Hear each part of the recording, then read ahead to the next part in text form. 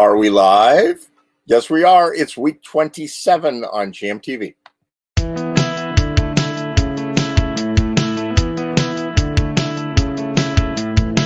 It's my time and I'm coming out to play. Get on that beat, I wanna misbehave. Yeah, go, look at me, go, make me wanna fly all the time. I'm shining now, makes no difference if the world... So it's week 27 on GMTV. Welcome to GMTV. Good to see you. So Bill Noman, who normally opens our show with Guinea Pig Theater, like this guy, Guinea Pig Theater with Bill Noman, that guy. He's performing right now. Actually, he's finishing up at the Horseshoe outside, and I heard it's a nice night over there. It's chilly out here in the mountains in Pennsylvania, but in Norwalk, I guess it's about room temperature, maybe a little warmer than that. And he was kind enough to put his broadcast together with me yesterday in the studio. We had a really good time in the studio. And anyway, I hope you're all doing well. And Bill Noman is going to be in two places at once today. Looking forward to his segment. So take it away, Bill Noman. All righty. Well, here we are, week, 27? So, as you all noticed, the weather's gotten colder, and so I was thinking of this song by Zac Brown. Zac Brown is probably the closest I come to doing anything contemporary, so.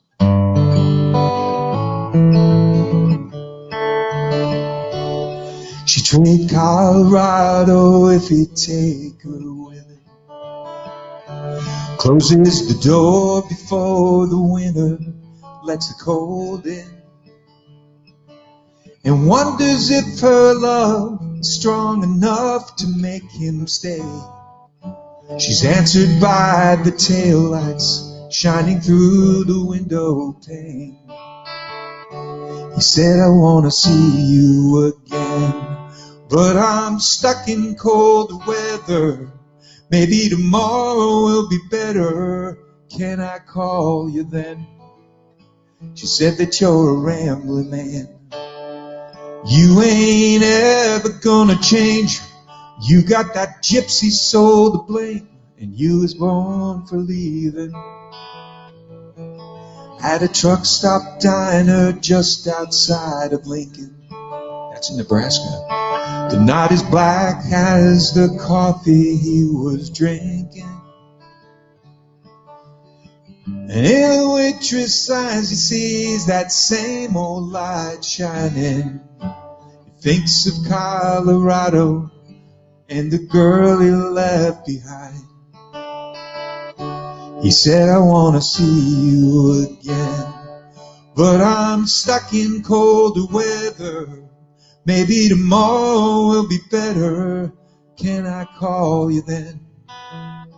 She said that you're a gambling man, and you weren't ever gonna change.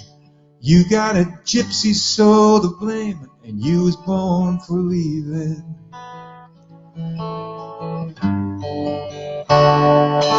Well, it's a winding road when you're in the lost and found.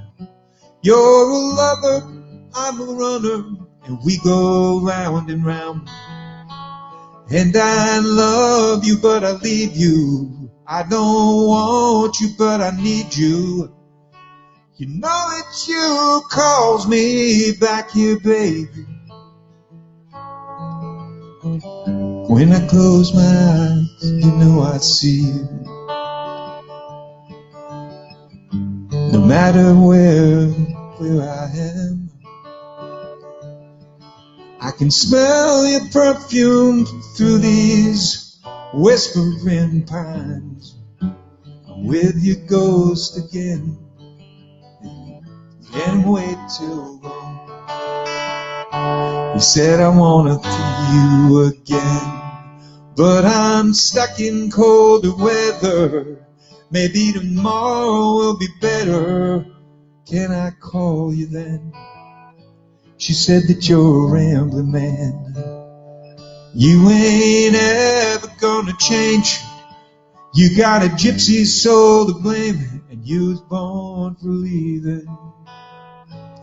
Born for leaving.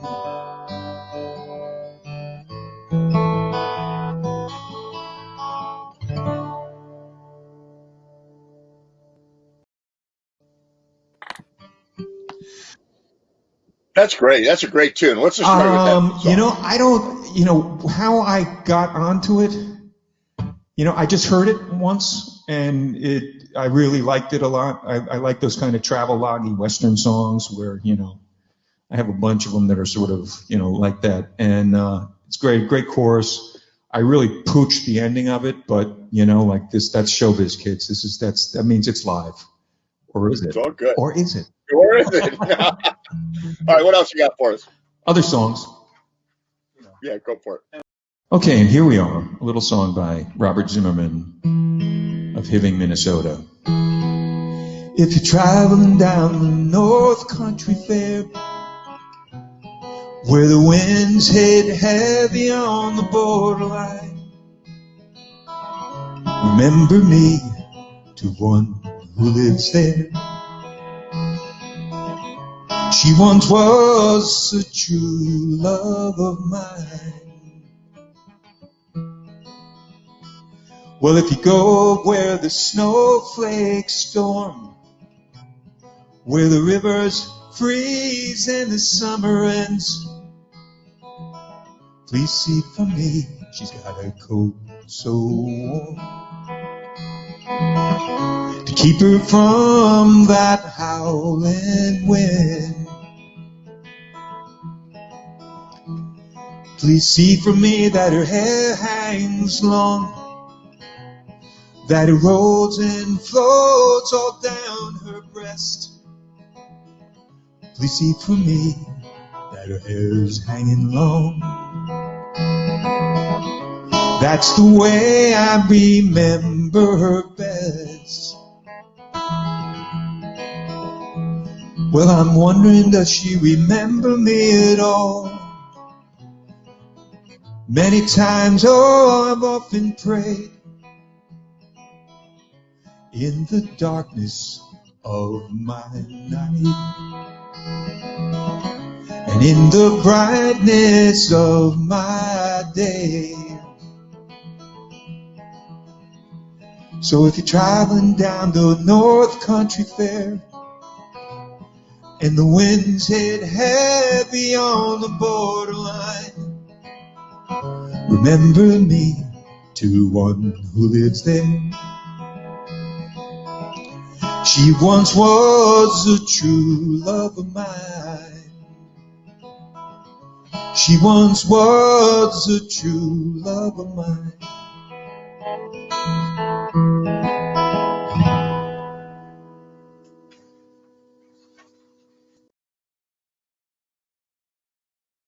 So, do you feel like the summer, like we had this cold snap coming, Right. and the summer is now done, and like I feel like, oh, I'm not going to be outside anymore. Like, oh my God, now I'm in COVID lockup. Like I almost feel like that again. Well, it's particularly, I mean, for one thing, right before we did this, my wife said, "You think it's a good time to take out the air conditioners?" And I said, "No." Like I refused to do that because you know what? Last week they were going. Last week it was a different thing. But particularly for those of us who have been able to sort of, sneak out and do some live gigs, it's all outdoor centric. So, I was talking to Susie at Rory's, and I'm playing at Rory's like a week from today's Thursday, but yes, a week from last Wednesday, next Wednesday, I'm playing at Rory's. And she's saying, well, we got like heaters, and a fire pit and all this stuff, and I'm just like, I used to play at the tree lighting ceremony for the Darien Sports Shop, and I'll tell you, it was like I remember that. It was like being in Bastogne, in 1944. Like your hands were just like Yeah, but okay, so I have the ultimate trick. I have a small, very powerful propane heater that's like a little thing, right? And what I would do is I would put a blanket, like my DJ looking blanket, around the back of my keyboard, right? So essentially what I create is a little fireplace and I put the thing at my feet. And so I sit with my knees in it and I'm in this bubble of warm air having a Yep. wonderful time. Everybody, the sax players are like, I can't take Right. it. Like, their saxophone, their fingers are sticking to the keys, Well, you need something to capture it. It's a lot easier to have a fan on a hot day than to get like a space heater working for you outdoors, like Absolutely. a fan will do a good job outdoors. Like a fan is okay, but yeah, so I don't know. I mean, to me, this is a little bit like Game of Thrones. Winter is coming, and I just, it's going to certainly affect those of us who have been fortunate enough to, it seems to me like, Sunset Grill, there were people playing there. I feel like they pulled the plug on that early, with all the people that are dying to go out. The Labor Day thing is irrelevant. Agreed. It's all about Mother Nature. If Mother Nature, that's it. That being said, it was 38 degrees this morning. So no, understood. But, if it's 60 degrees on a Friday afternoon, that's okay. It was also last year in October, we had like 99 degree weather. So you never know. I mean, I tend to not, against the protests of my family, I put the AC in late and I take it out late. There it is. Because once it's in, because I gotta hump these things. It's like, you know what, come carry that thing up those 3 flights of stairs and then talk to me about it. Absolutely. All right, take it away. Do one more. This is a James Taylor song.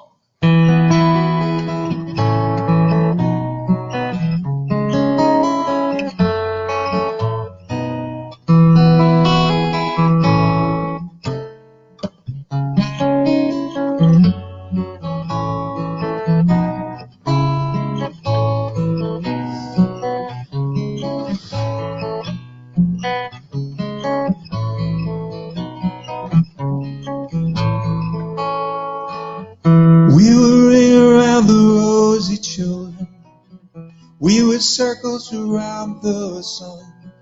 Never give up, never slow down, never grow up, never ever die young. Synchronized with the rising moon, even with the evening star, they were true love, written in stone. They were never alone, they were never that far apart. And we couldn't bear to believe it might make it. We had to close our eyes, cut up our losses into doable doses, ration our tears and sighs. Oh, you could see them on the street on a Saturday night. Everyone used to run them down. They're a little too sweet, they're a little too tight. Not enough tough for this town. Couldn't touch them with a 10-foot pole.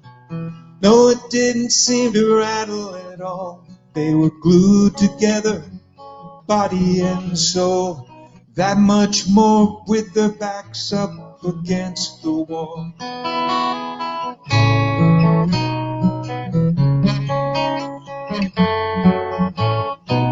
Hold them up, never do let them fall. Pray to the dust and the rust and the room that names us and claims us and shames us all.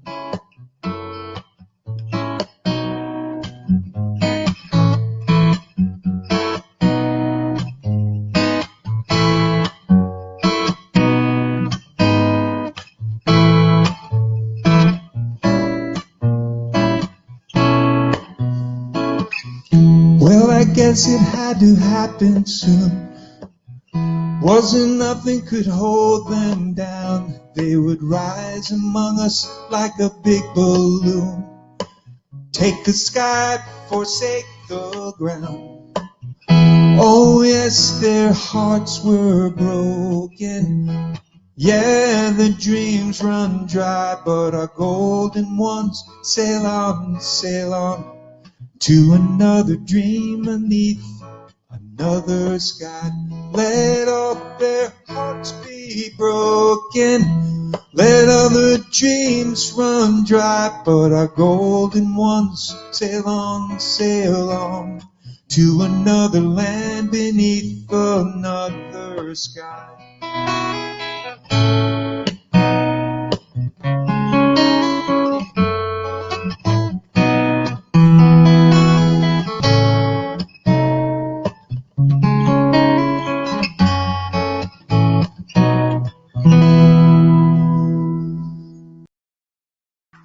So I watched something scary last night. It was actually scarier than that. So, this notion that they're watching everything we do and Facebook is selling that information to people for obviously selling you, guitar picks and whatever they're doing.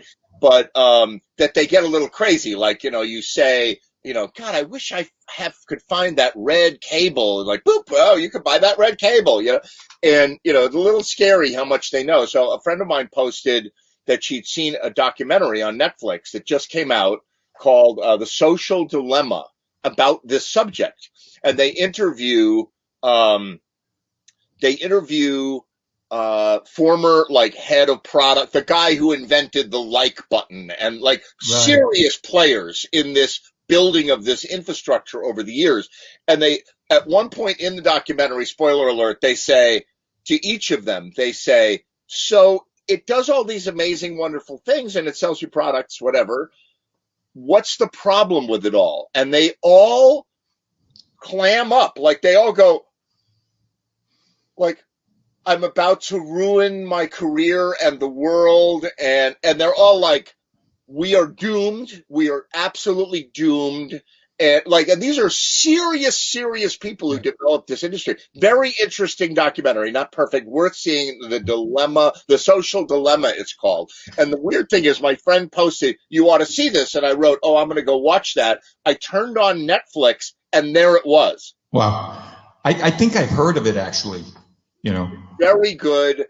And, it's interesting. I've been saying for years, I remember when AOL and MySpace said they're collecting your information, they're going to know who you are, they're going to manipulate you and whatever. And what these people are saying is there's no they anymore. They've built an AI that is manipulating you to maximize profit revenues. It's not a human. Right. It's like, oh, he didn't stop and look at that picture. I'll make a little mental note of that. And they rebuild. Oh, Ed Train, how do we customize the world to piss him off? Trump's keeping children in cages. That didn't piss him off. How do we, this is how we'll piss him off. You know what I mean? And they it's a very interesting thing to see that. And people, less brilliant, but certainly in that ballpark, working in promotion when they're doing this thing they call shopper marketing, and they will hit up your phone when you're walking by an aisle that has Charmin toilet paper, and they'll hit up your freaking phone. I don't know whether you crap a lot or whatever, but I mean, they'll, literally you walk past a store that sells lingerie.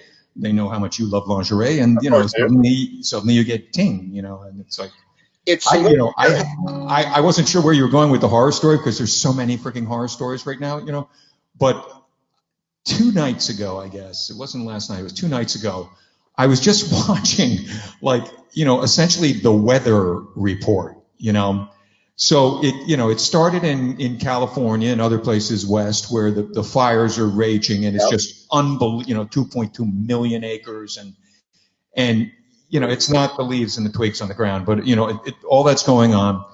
Then you have they've already used up 25 names for the storms. They're out of the Anglo names. It's going to be going into something else, and we're not even in the storm, the storm season yet. Right. They've used up 24. Because I'm looking they've got the ones that we're all concerned with right now, and then there's a whole train of them, no pun intended, but there's a whole bunch of them coming after that. And then what was the third one? I forget. There was something else. But I got a friend of mine sent me a picture. They're down in Delaware, and she goes, isn't it beautiful? And I'm looking at it like, it's beautiful, but I think it's beautiful because you're looking at smoke in the atmosphere in Delaware that came from California. Yeah. And it's it's like that thing, like Denver, they always had the greatest sunsets because, the pollution, LA too, built in a bowl and, you got, but it was like kind of like a mashup of, the day after America meets the day after tomorrow meets Ice Age meets, meets Twister meets something, it was like the worst disaster movie ever. And 2020. Welcome to 2020. Unbelievable. All right, do another one. This is a James Taylor song.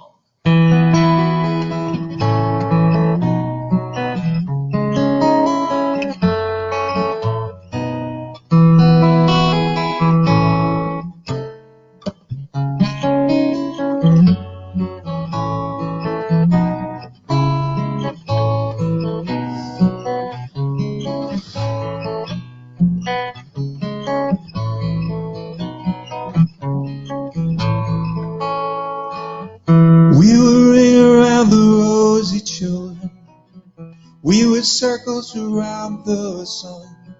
Never give up, never slow down, never grow up, never ever die young. Synchronized with the rising moon. Even with the evening star, they were true love. Written in stone, they were never alone. They were never that far apart.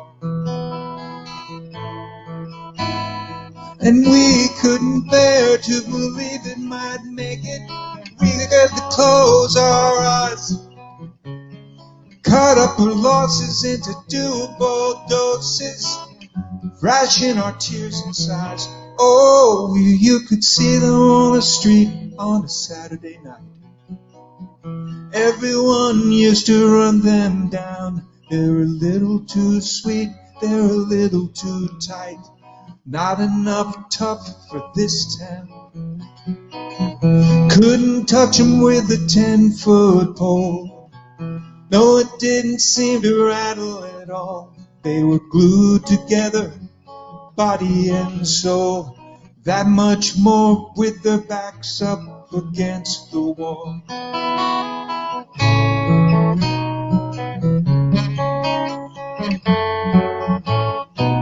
Hold them up, never do let them fall. Pray to the dust and the rust and the room that names us and claims us and shames us all.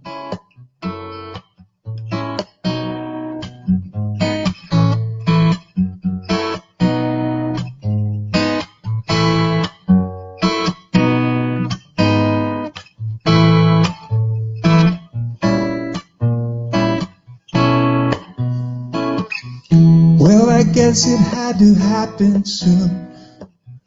Wasn't nothing could hold them down. They would rise among us like a big balloon. Take the sky, forsake the ground. Oh yes, their hearts were broken.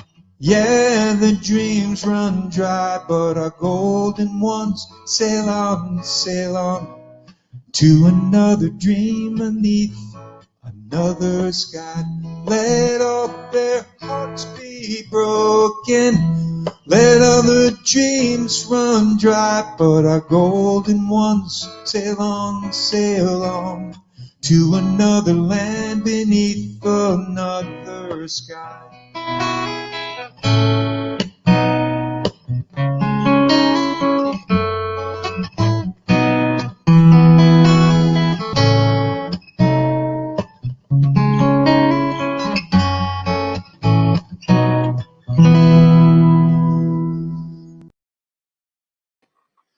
Yeah, so, all right, so all of this has been fake. Bill Noman is actually on the street at the Horseshoe right now, and we were having a blast yesterday in the studio. I didn't realize how much material we recorded, and I've got one more. Then we've got good friend Will Baird. Hey, Will, how you doing? Hey, I'm good.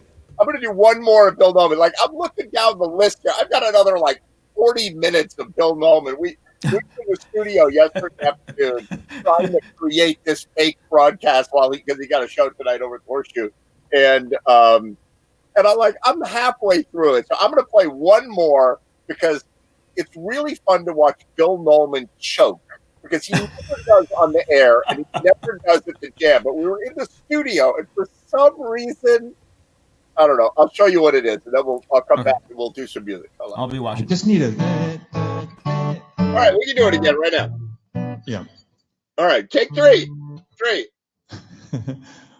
You know, this stuff is all live, kids. And here's one that was top of the pops in 1854 by Stephen Foster. Let us pause in life's pleasures and count its many. Kids, here's one from the top of the pops. Take 5. I have to get through this. Yes, from the top of the charts in 1854, a big hit by the rapper Stephen Foster. Let us pause in life's pleasures and count its many tears, while we all sorrow with the poor. There's a song that will linger forever in my ears. Oh, hard time, come again no more. It is a song, the sigh of the weary. Hard times, come again no more. Many days you have lingered outside my cabin door. Oh, hard times, come again no more. While we seek mirth and beauty and music light and gay, there are frail forms fainting at the door. Though their voices are pleading, the pleading looks will say, oh, hard time, come again no more. It is a song, the sigh of the weary. Hard times, come again no more. Many days you have lingered around my cabin door. Oh, hard time, come again no more. There's a pale, sorrowed maiden who toils her life away with a worn heart whose better days are over. Though her voice will be merry, 'tis the sighing of the day. Oh, hard times, come again no more. 'Tis the sigh of the weary. Hard times, come again no more. Many days you have lingered outside my cabin door. Whoa, hard time, come again no more. Whoa, hard times, come again no more.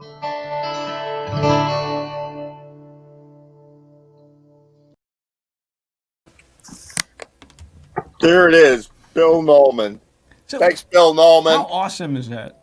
It's awesome. It's It like, was so funny. We had so much fun. really He played the song the first time. It's a song from like the 1800s. It's a beautiful song. It's Yeah, a that song really is cool really song. old. And he's played it a bunch Yeah. of times that I've heard him do it. He always does a lovely job. I think the pressure of not being on an actual stage or live TV, like he can't take the no pressure. Yeah. Like he can take the pressure, but he can't take no pressure. The microscope. And so, Yeah, like, yeah. he did the Yeah. first take and he like flubbed the lines. It's not an easy song, obviously, like a billion chords in it, like Bill Noman is known to do. And he's getting through the song, and he's like, at the end, I was like, do you want to do that again? He's like, oh, thank God. You mean we could do it again? Wow. Like, so then we did it again, and he messed it up. We did it again. He did it again. It was like, finally, we were like, I don't even know what's happening here, you know? I've lost track of which version is the right one. We'll just play one of them and hope for the best. Well, when I'm in the studio, like when I'm in a recording studio and I'm working with artists, and what I'll usually do is get them all set up, and then I'll say, you know what? Let's do a run through. I just want to sort of check the levels. I don't really want to record you or anything, but let's just do a run through, and we'll see what happens and whatever. Just have a good time. And so they're like, all right, so let's go. And then they do the song and it's great, or they do the take and it's great. And I go, thanks, we're done.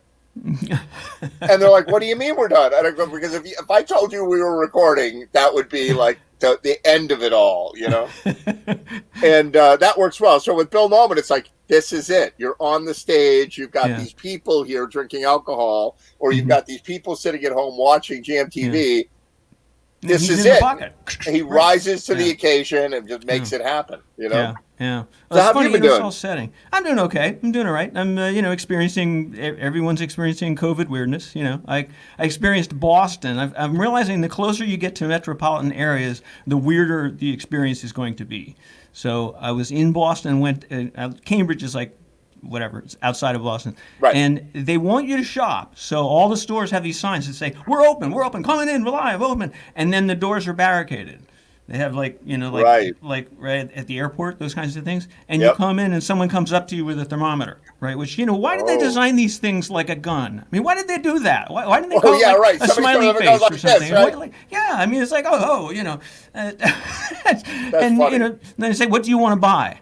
Well, I don't know. I'm walking around shopping, and they go, well, we sell outdoor clothes. What would you like to get? And I went into a music store, and they said, well, you can come in, but just for 5 minutes. And the guy followed me around the whole time. I left after 3 minutes. He was making me nervous, So I stayed at a hotel, and there was no one there. This was a 30-story hotel.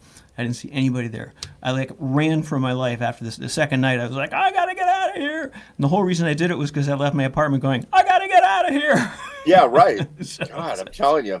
So I had a good time. I had to get out of here too. So I'm way out of the sticks. I'm in the Poconos, in the mountains, right?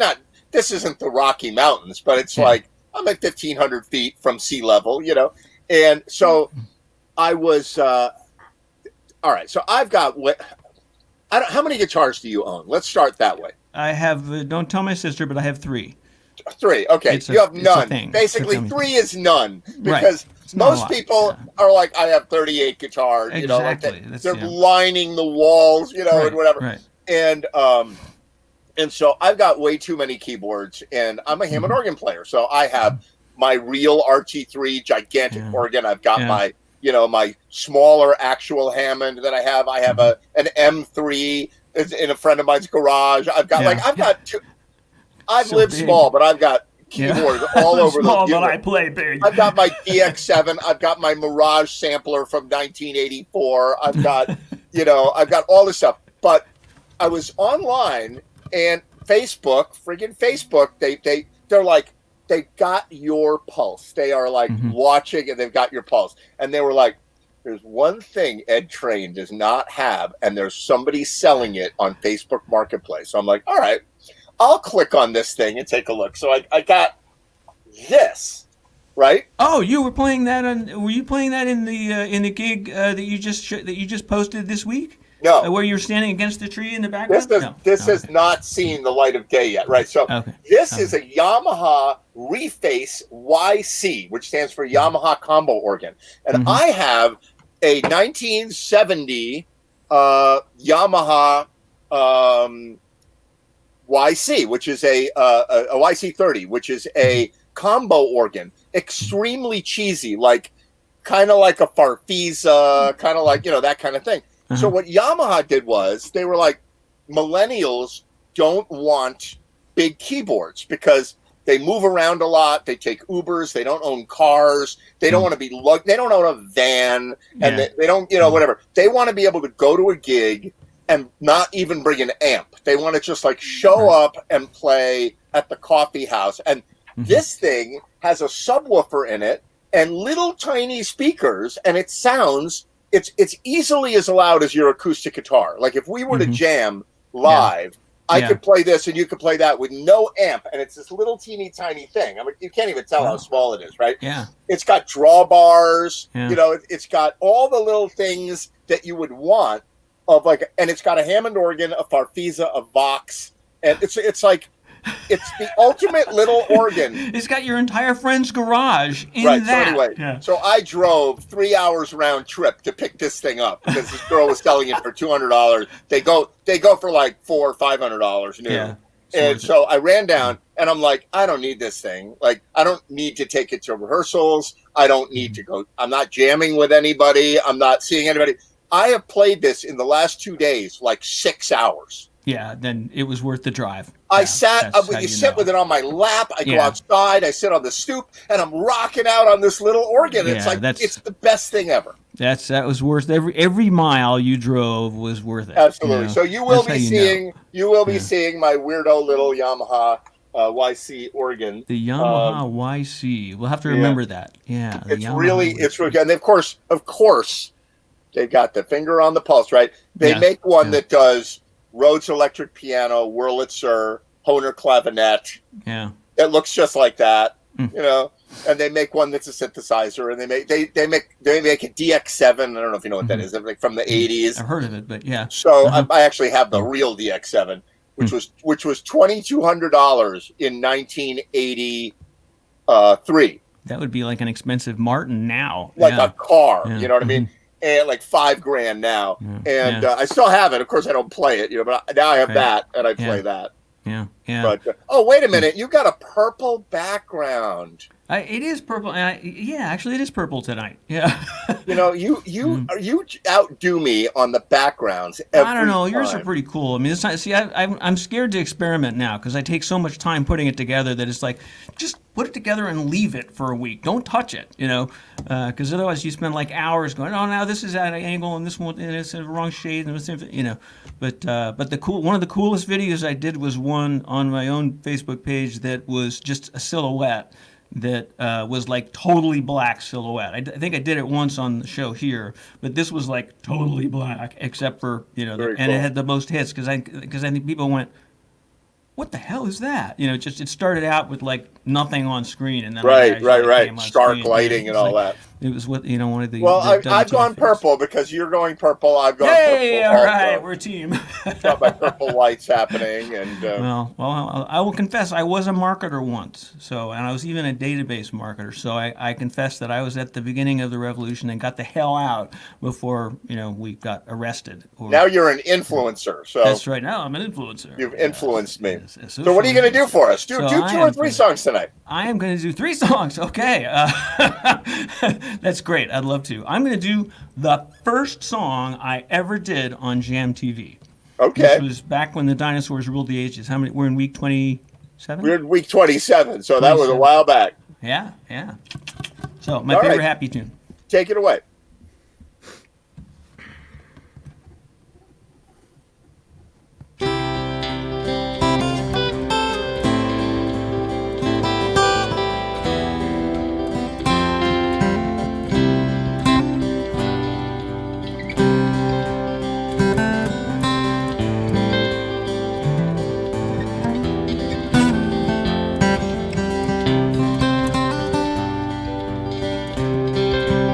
Thank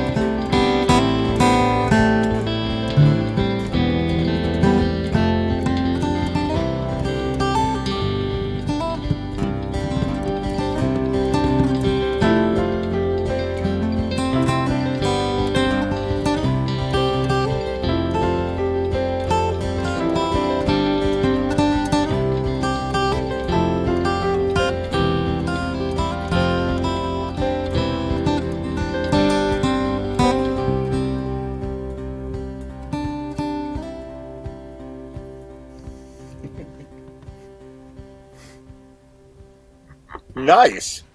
That's great. Thank you, sir. I'm seeing all sorts of writing on the screen, which I'm assuming has nothing to do. I was thinking Ed's signaling something to me at the bottom of the screen. Actually, that's really funny. I accidentally bumped that button. Wait. Have you ever seen? They come on the show all the time. Brian and Vera, husband-wife team, and they're so friggin' good. Like I always say I want to see them in a stadium someday. They're like high power Nashville sound, like, and they're phenomenal, right? Oh, are they young? They did that. They had a video. Yeah. You can turn the lights out. Yeah, you know that. Oh, they were great. Yeah, right. They were great. So I put this on the screen while they were playing. It says, by playing on Jam TV for more than 5 seconds, the above depicted victim hereby agrees to pay 15% of future and past earnings to Jam TV, its designee in Bitcoin in perpetuity. And in what do I? It should say irrevocably. I said irrevocably. Well, that sounds like my spelling last week to you when I postponed.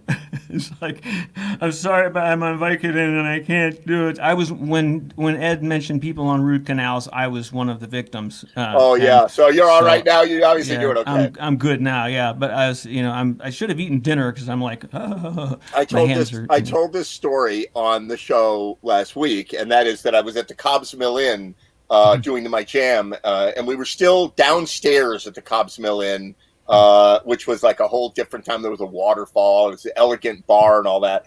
And I, at like 3 o'clock in the afternoon, my tooth like split in half, and I was in excruciating pain. And I went and got a root canal, an emergency root canal, by the only dentist I could find in Bridgeport, who was like, awful. Like, if I could remember her name, I would broadcast it and go, don't ever. And in the middle I have to caution you that if you go into any detail, I may throw up on screen. Oh, so. There you go. So, long story short, it was painful. And then when the Novocaine wore off, I was in such tremendous pain. Somebody gave me something that was probably a Vico, Oxy something. And I don't do that stuff at all. And I was absolutely tripping. So I set up at the jam, and I was in such pain that I was like sitting. I went to the microphone. The last thing I remember is I said, all of you have to just play nice tonight because I can't. I don't know where I am, and I'm fading fast. And Billy Foster was laughing. He was like, Ed Train is stoned, and they put me in a chair in the middle of the stage, and I sat there like, oh, the jam, right? I don't even know how I got home that night. Like, it was one of those days. Oh, God.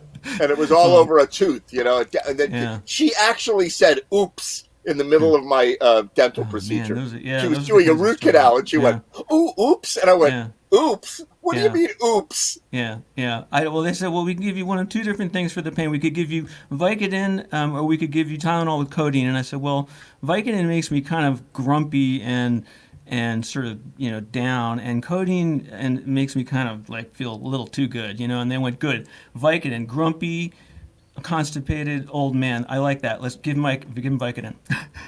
God. So I was like, thank you. What a nice compliment. Great. I don't like that stuff at all. Like, people are like, yeah, I love it. I'm like, no, thank you. Like, it doesn't make me feel good. Yeah. They used to put that in soda, by the way. Like, all that stuff was what Coca-Cola was. Like, that's right. It was, it was that. It was heroin, Yeah. Oh, my God. All right, do another song. I'm glad you're better. Survive that. Okay, here we go. I got another one. All right, good. I'm not afraid to use it. Good. Take it away.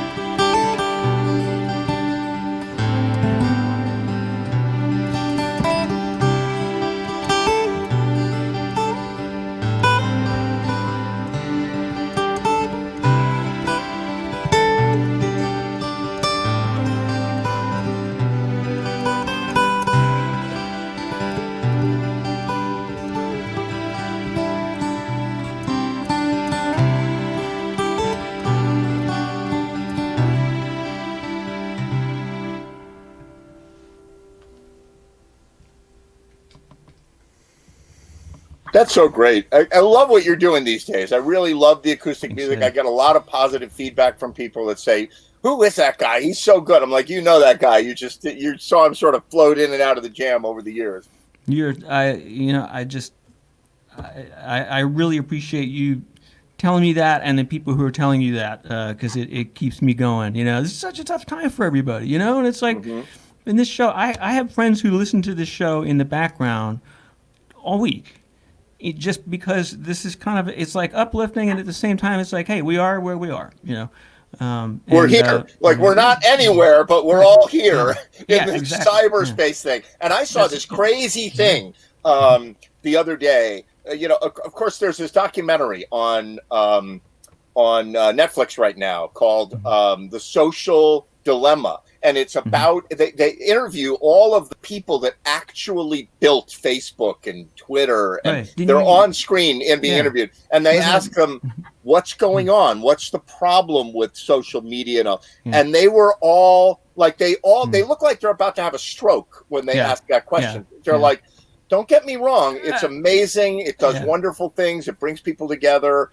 But we built this AI, this machine, and we told it that we wanted to make us ad revenue, to figure it out. And the machine is messing with us, with the users. So there's nobody at Facebook that has a steering wheel to control this thing. Yeah, not at all. I mean, they're not sure what it's doing. It's like, somebody go and figure out why we got so many more women's, pants being sold. There you go. It's like way too big. What they're doing is they're saying, well, how do we engage people? And they're saying that fake news and lies are actually a better tool to get people sucked in. If you see the news, you're like, I'm American. I don't watch the news, freaking news. But if you see, Trump is murdering babies in Cambridge, you'll be like, oh, well, I got to read that and I got to participate and I got to, and the machine is deliberately messing with the world. And it's a big problem. But anyway, so the reason I brought that up is that the next morning after I watched this documentary, they launched, Facebook is announcing this gigantic effort that they've been working on for years, which is a virtual reality world. So you take your virtual reality headset, whatever, and you put it on. Oh, great! And you're in your house. That's not, by the way, that's not a virtual reality headset, but my old iPhone. But you put you put this thing on, and this is now deliverable. This is at scale and ready to be delivered. And the idea they talk about for the gamers, for example, they all online game, but they talk for us, for example, they talk about you go to a concert.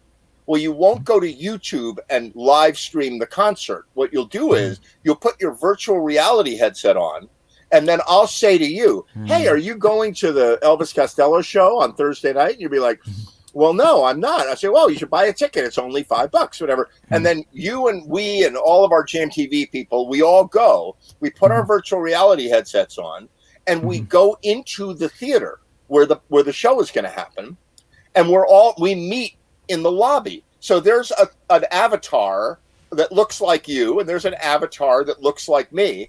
And we go, hey, Ed, and we chat in the lobby. And then it's showtime. Let's go in the show. And we walk in and we sit down in chairs and we watch the concert. And after the show, we all say, hey, you guys want to hang out and chat a little bit? And we're all sitting in our houses with these virtual reality headsets. Right. This is being launched today, like right now. This is already being launched, called Horizon from Facebook.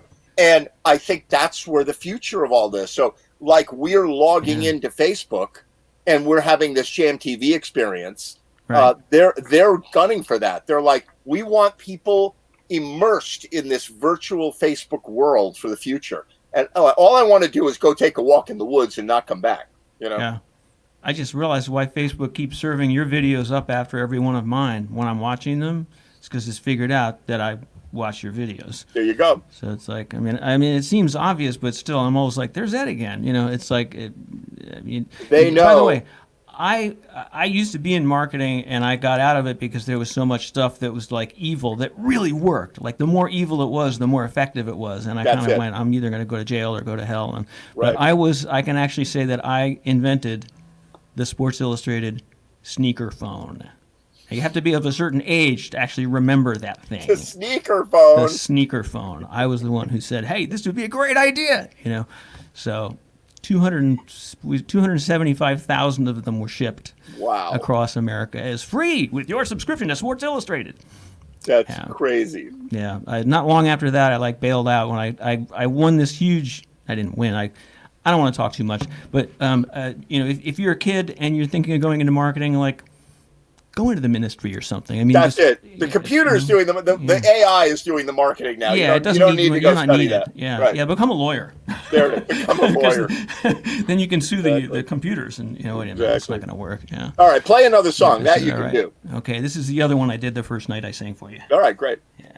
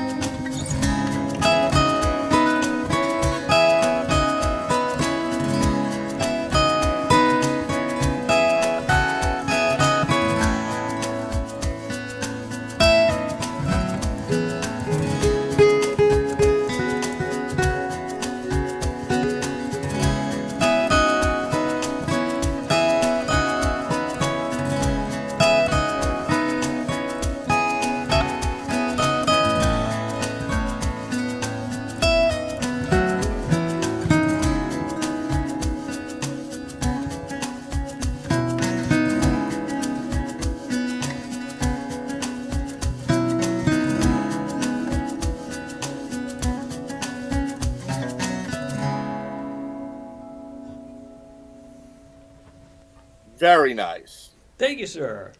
Excellent. Hey, Yeah. look what we got. We brought some others on the All screen. right. I know some of these folks. Hey, guys. Hey, Patrick. Hey, Sugar Queen. Hello. How you guys doing? Will, that was great. Thank you. Thank you very much. Yeah.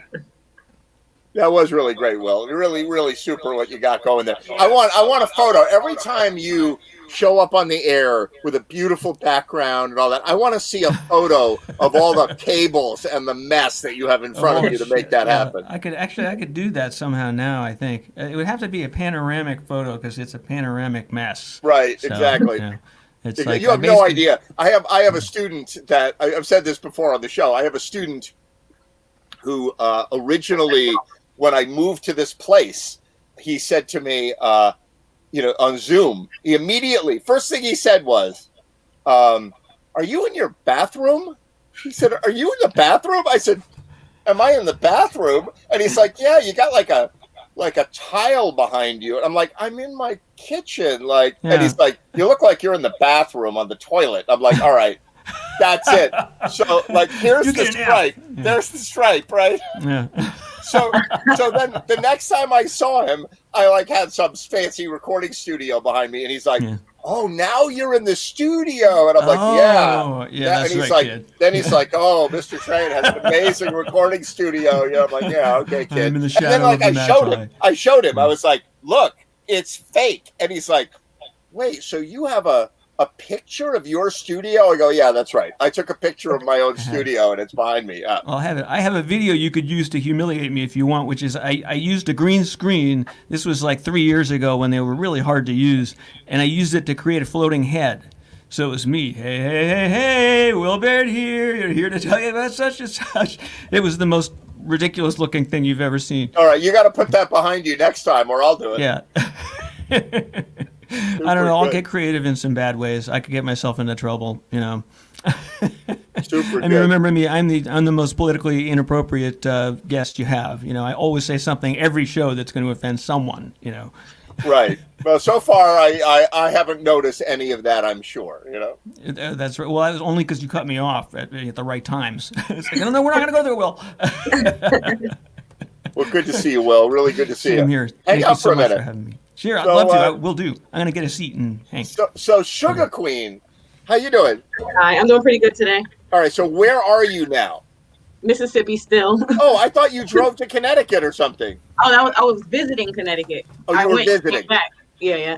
Got it. I thought you were moving back. I was like, and you know what's weird? It's like, I am really glad that you're on the show, and I'm really glad to be connected to you again. You used to come to the jam once in a while at the Duck and whatever. Mm-hmm. And then you vanished. And I'm like, oh, now you're back. And I was so happy to have you back. But I was going to be even happier if you were on the show from Connecticut. For some reason that you're close. It doesn't matter. We're all in cyberspace, Mm-hmm. Yeah. So, but it's still some of it. I don't know about you, Sugar Queen, but I miss Connecticut. I don't know. Yeah, I do. I miss mostly the people. Yeah. Well, you can't see the people now. You got the people here. That's the only. That's why we do this, so we can see each other's faces. It's true. Yeah, it's true. But, what would we do without this? Yeah. What would we do without this? So you know what? When I saw you coming in, I was like, oh, I got to put your banner up, right? And then I went to YouTube and I typed it in, but now there's a Queen Sugar. No way. Oh yeah. No. And so constantly, I couldn't even find you because there's some artists who's Queen Sugar, same spelling, but the other way around. And I'm scrolling. So is that correct? That's a good way for people to find you on YouTube? Yeah, I'm Sugar Queen. There's an 88. I'm gonna actually figure out how to change the settings so you can type in that without a space or with the space and it still come up. So I'm gonna make sure that happens. Yeah. Yeah, do that because I want everybody to check out your stuff on YouTube. I've seen it. It's great. So what are you gonna do for us tonight? I have a Dangerous Woman by Ariana Grande and what's the other song? I picked another song. I don't remember what I picked. Very cool. We can Take start it with away. that one. And then I'll tell you something fun during the break. So play your first song, and then I've got something fun that you'll think you'll like. Okay. All right, go for it.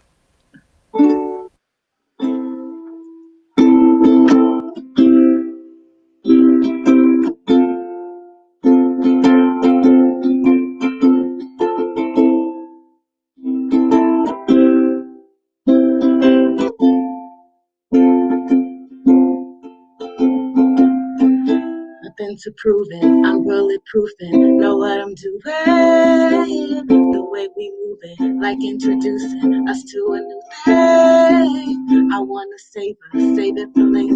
Oh, I'm sorry, wrong words. I'm locked and loaded, completely focused. My mind is open. All that you got, skin to skin. Oh my God, don't you stop, boy. Something about you makes me feel like a dangerous woman. Something about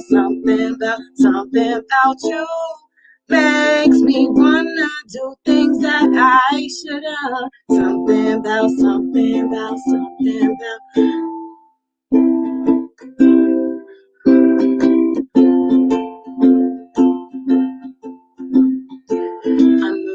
I forgot the words, I'm sorry. I'm gonna jump to the bridge and close it out. Something about you makes me feel like a dangerous woman. Something about you makes me wanna do things that I shouldn't. Something about you be like that, back up underneath like that. You know how I'm feeling inside. Something about all girls wanna be like that, back up underneath like that. You know how I'm feeling inside. Something about you, there's something about you, boy. Yeah, something about you, boy.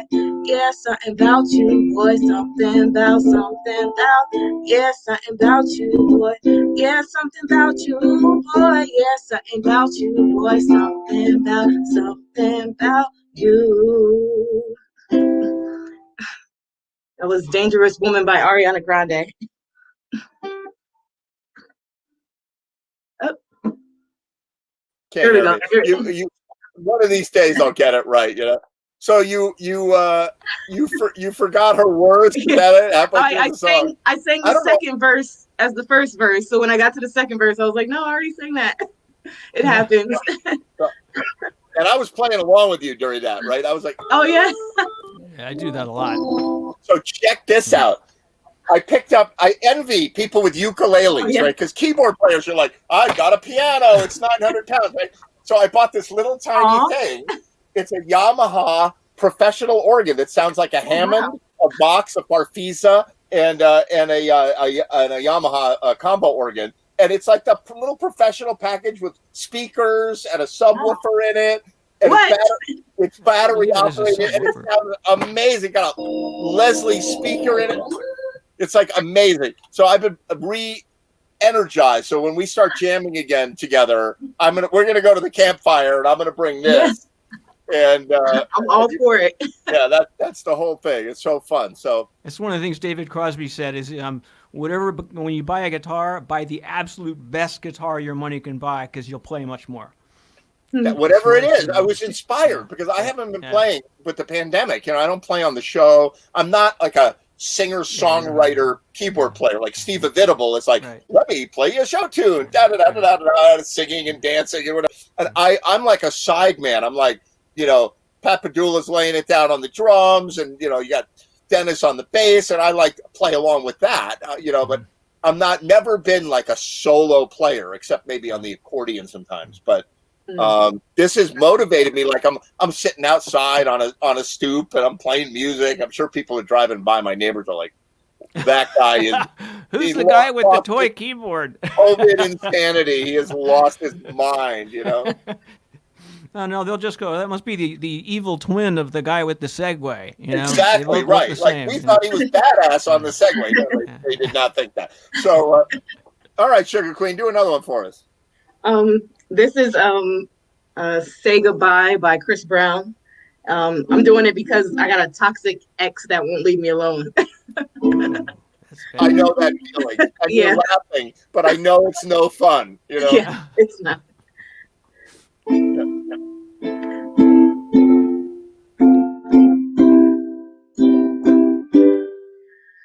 Baby, come here, sit down, let's talk. I got a lot to say, so I guess I'll start by saying that I love you, but you know this thing ain't been no walk in the park for us. I swear it only take a minute, you'll understand when I finish, yeah. And I don't wanna see you cry, but I don't wanna be the one to tell you a lie. So how do you let it go when you just don't know what's on the other side of the door? When you walking out, talk about it, and I hope you understand what I'm trying to say. We just can't go on pretending that we get along, girl. How you not gonna see it? Oh, never a right time to say goodbye, but I gotta make the first move, cause if I don't, you're gonna start hating me.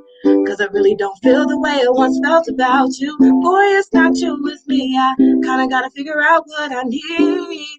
Whoa, there's never a right time to say goodbye, but we know that we gotta go our separate ways. And I know it's hard, but I gotta do it, and it's killing me, cause it's never a right time to say good. Look into your heart, it's breaking, and 1,000 times I find myself asking why am I taking so long to say this? But trust me, boy, I never meant to cross your world, and I never thought I would see the day we throw apart. And I wanna know, how do you let it go when you just don't know what's on the other side of the door? When you walking out, talk about it, and I hope you understand what I'm trying to say. We just can't go on pretending that we get along. Boy, how you not gonna see it? Oh, never a right time to say goodbye, but I gotta make the first move, cause if I don't, you're gonna start hating me. Cause I really don't feel the way I once felt about you.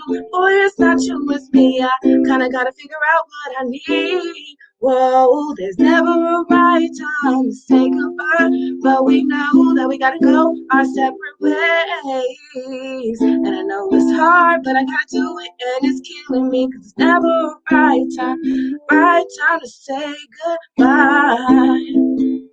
Ooh, ooh, ooh, ooh, ooh, ooh. Do you hear me crying? Whoa, whoa, whoa. There's never a right time. Say goodbye, cause I gotta make the first move, cause if I don't, you're gonna start hating me. Cause I really don't feel the way I once felt about you. Boy, it's not you, it's me. I kinda gotta figure out what I need. Whoa, there's never a right time to say goodbye, but we know that we gotta go our separate ways. And I know it's hard, but I gotta do it, and it's killing me. Never a right time to say goodbye. Ooh, ooh, ooh, to say goodbye.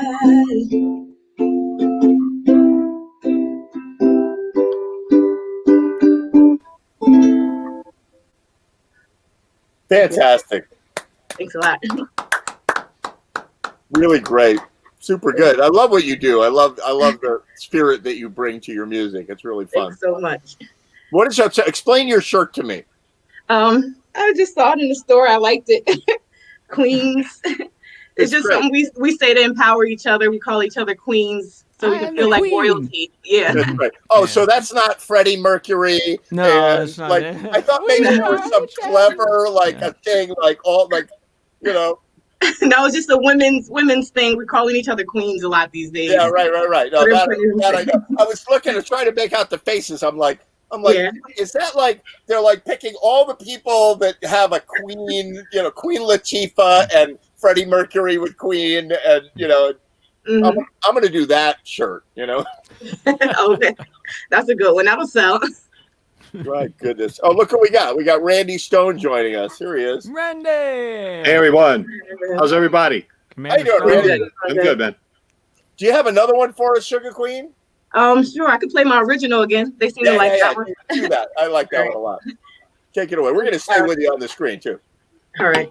This is Psycho Y'all by me, Sugar Queen. I love this tune. It's a great tune.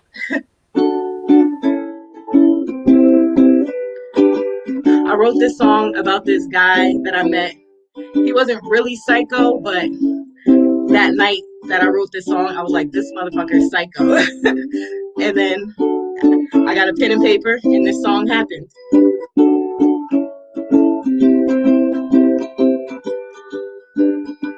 This dude is psycho, yo. This man has got to go. I can't take it no more. He lost his mind for show. This dude is psycho, yo. This man has got to go. I can't take it no more. He lost his mind for show. I'm trying my very best to pass this stressful test. Oh God, give me a clue, cause I don't know what to do. He got my temperature high like I'm sick with the flu. All I can do is sigh, yo, I am just too through. This dude is psycho, yo, this man has got to go. I can't take it no more. He lost his mind for show. This dude is psycho, yo, this man has got to go. I can't take it no more. He lost his mind for show. He lost his mind, he lost his brain. That motherfucker's insane. Typical everyday train wreck, must be in a lot of pain. He needs more kisses and hugs and less alcohol and drugs. I don't know what he uses, but I think he abuses. Psycho, yo, this dude is psycho, yo. I can't take it no more. He lost his mind for show. This dude is psycho, yo. This man has got to go. I can't take it no more. He lost his mind for show. Psycho, yo, psycho, yo, psycho, yo, psycho. He's so psycho. This dude's psycho. This dude has lost his mind, yo. I don't do psycho, no. No, I don't do psycho, no. Don't do psycho, I don't do psycho. This dude is he's out of his mind, yo. I can't.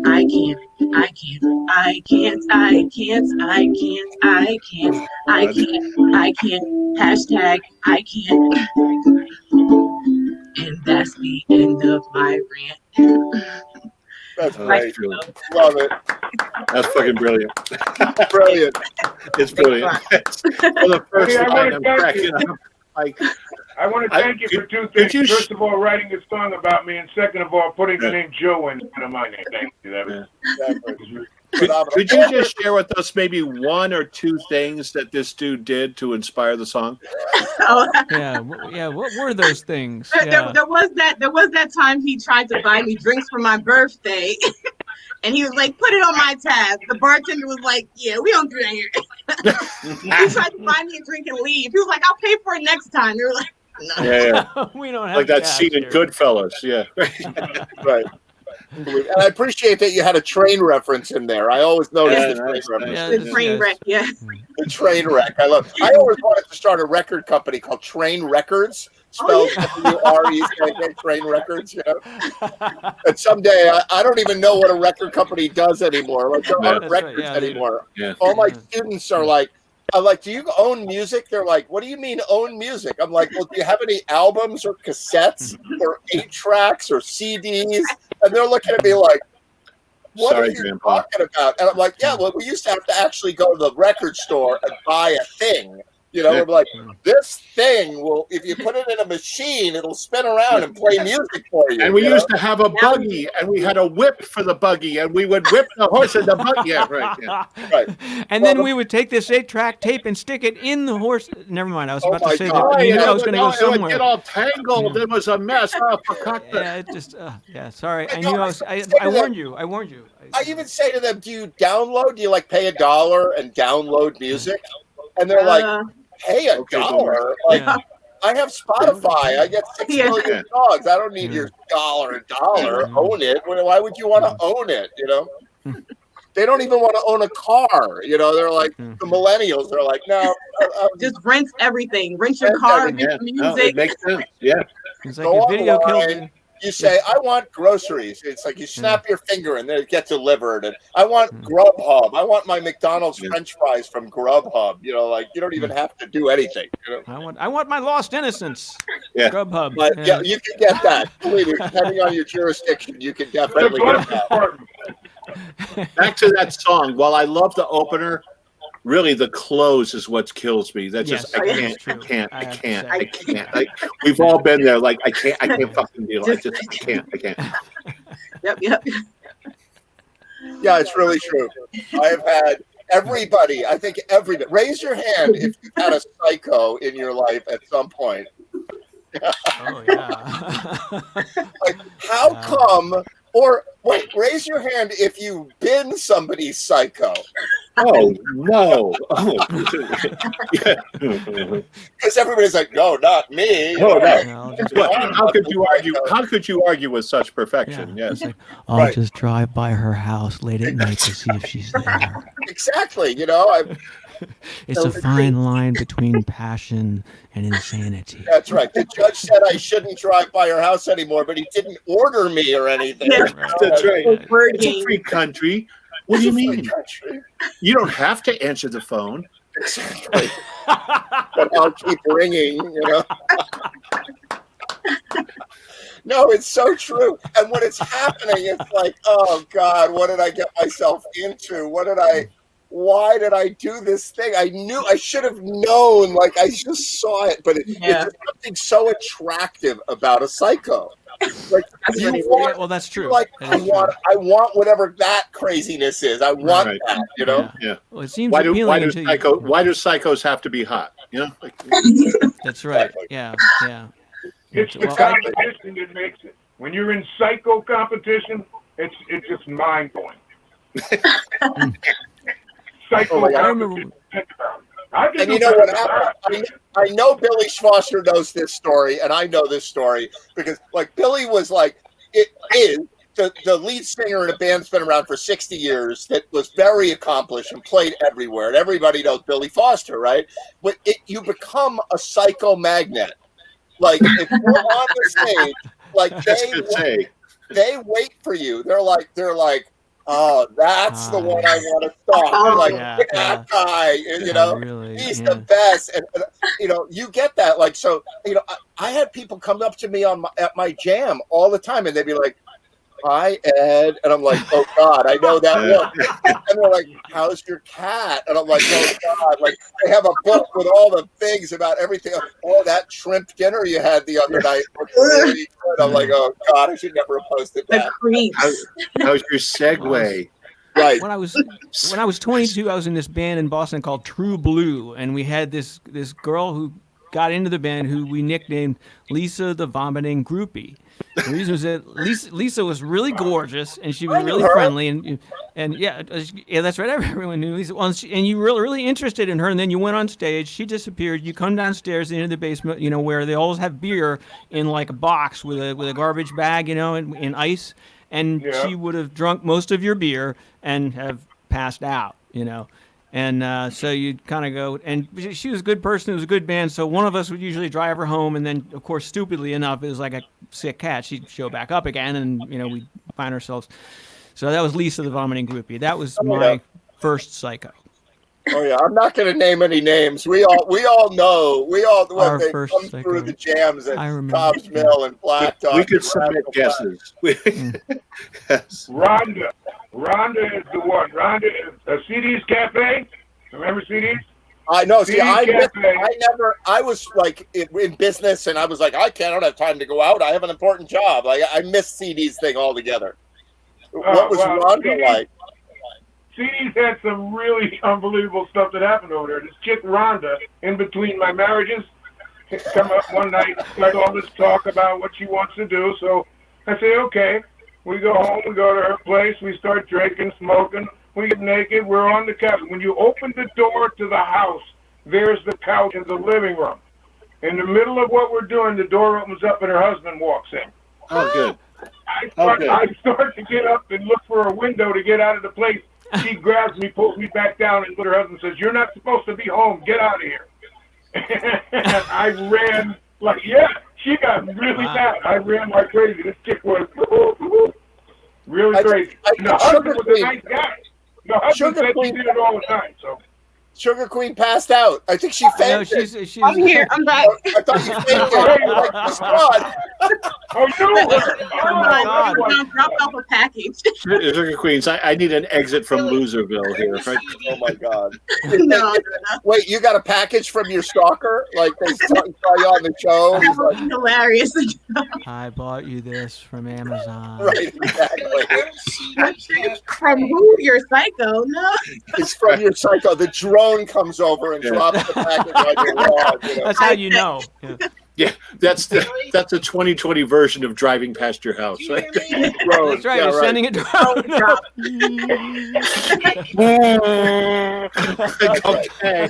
Hovering by your window. The Nana drone. And you know, Amazon and Facebook just picked up that you said that, and they're like, "What a great additional Wow, that's revenue perfect. stream!" This is the market. We've called it the Stalker 3. The Stalker drone.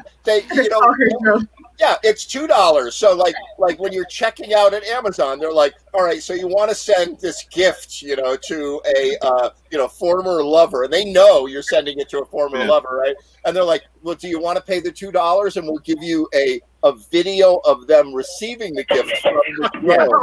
Fuck yes, I think let's build on this. Done. What about building on this into the virtual stalker drone? Now we got all of them. It's the super idea. Exactly. It's If you want a stalker, the ultimate marketing idea. The stalker drone. it's just, man, we're gonna make a lot of money. Drive-by? Yeah. Oh, that's the. Edward. It's good to know I'm not the only one here. That's good. Hey, Hey, Steve Venable, how you doing, man?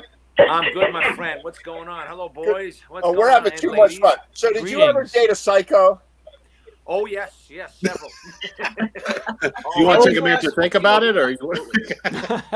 I woke up next to somebody. Have no idea how she got there. I'll never forget that one. Holy That's a Billy Foster story if I've ever heard it. Oh yeah. It was like you just roll over, you Billy. do that slow eye wide roll, like you check your body parts to make sure everything's there. It's Oh my God. pretty crazy. No, see, I don't drink and I don't smoke pot and I don't do drugs, so I don't have any I'm not like I do all of that. So. Who Yeah, is well, that? every- I don't know who every that time- person is. I drink once in a rare while. Do that. It makes it harder for the rest of us to pick up the slack. Okay, I'm just Yeah, giving right. you a Yeah. heads up on that one. Exactly. Although Jam TV, I have had more alcohol on Jam TV than I have in my preceding 5 years. That speaks well of you. Well, It's the only way to get through it. It's like it looks so easy. You make it look easy to do all this stuff, and It's a true. nightmare. Oh, totally. I I know. It's like, I remember the first couple of shows when you were like honest about it. I don't know whether this is gonna work or not. Just hang in there with me. Absolutely. You know what? But I will tell you this.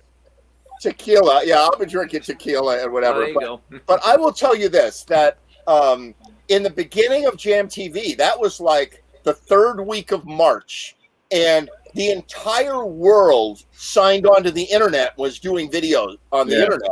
And the internet broke. Like, the internet couldn't handle it. We're For like, very sorry, but we can't process that. right. And so I thought it was me. I'm like, what am I doing wrong? And I'm like, they know me first name basis at the streaming company, I can feel it, Dave.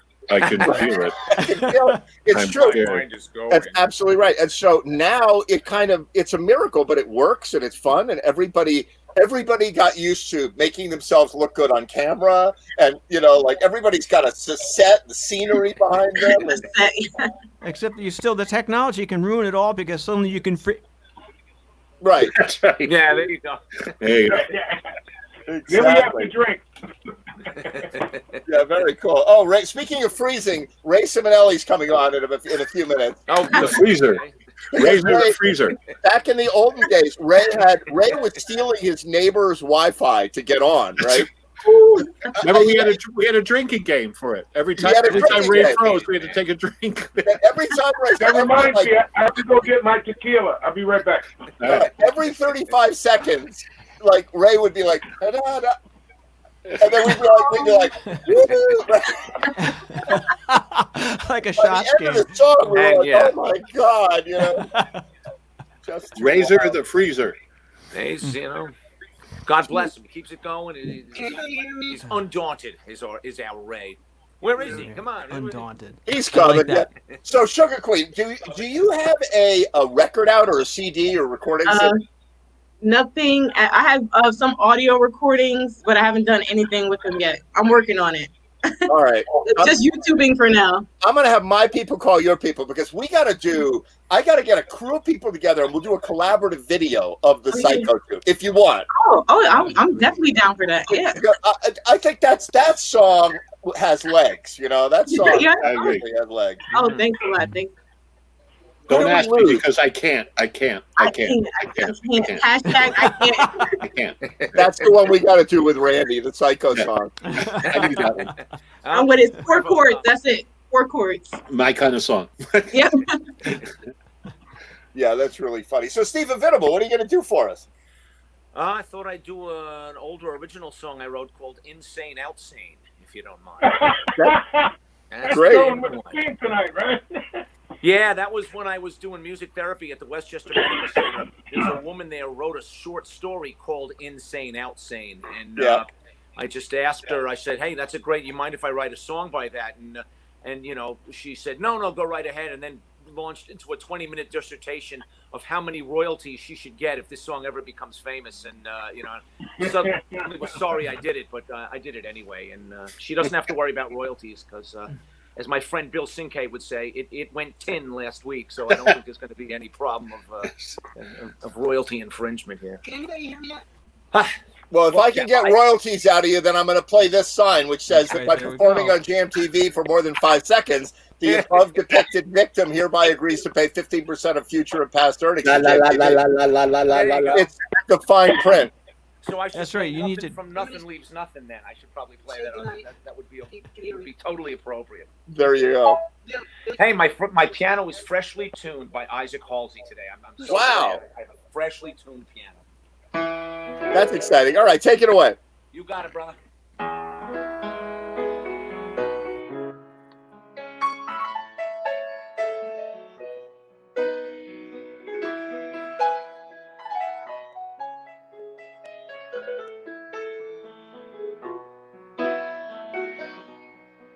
She was a lonely child of an only son. It wasn't too hard to see that somehow things go faster at the speed of night. Instant maturity. She can't remind me, nothing can find me if I don't wanna be found. The kind of reason that doesn't last grows in your heart. The voices start and in your head resound. Insane, outsane, will I care? The mind won't listen if the heart's not there. Insane, outsane, will I do? Try forever while I cry for you.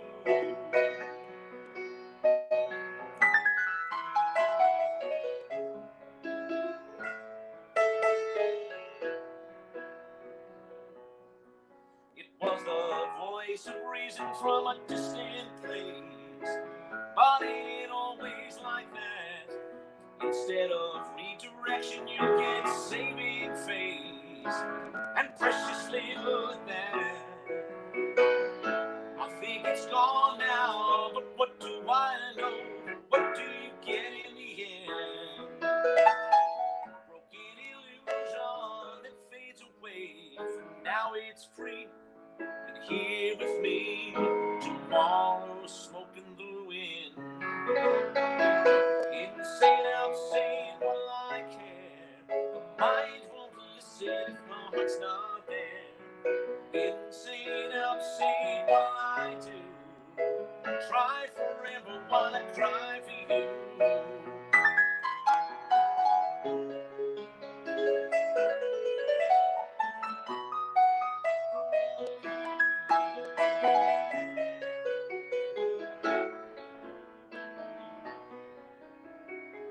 I think it's gone now, but what do I know? What do you get in the end? Broken illusion that fades away. Now it's free, and here with me. Tomorrow smoking the wind. Insane, outsane, what will I care? The mind won't listen if my heart's not there. Insane, outsane, what will I do? Try forever while I cry for you.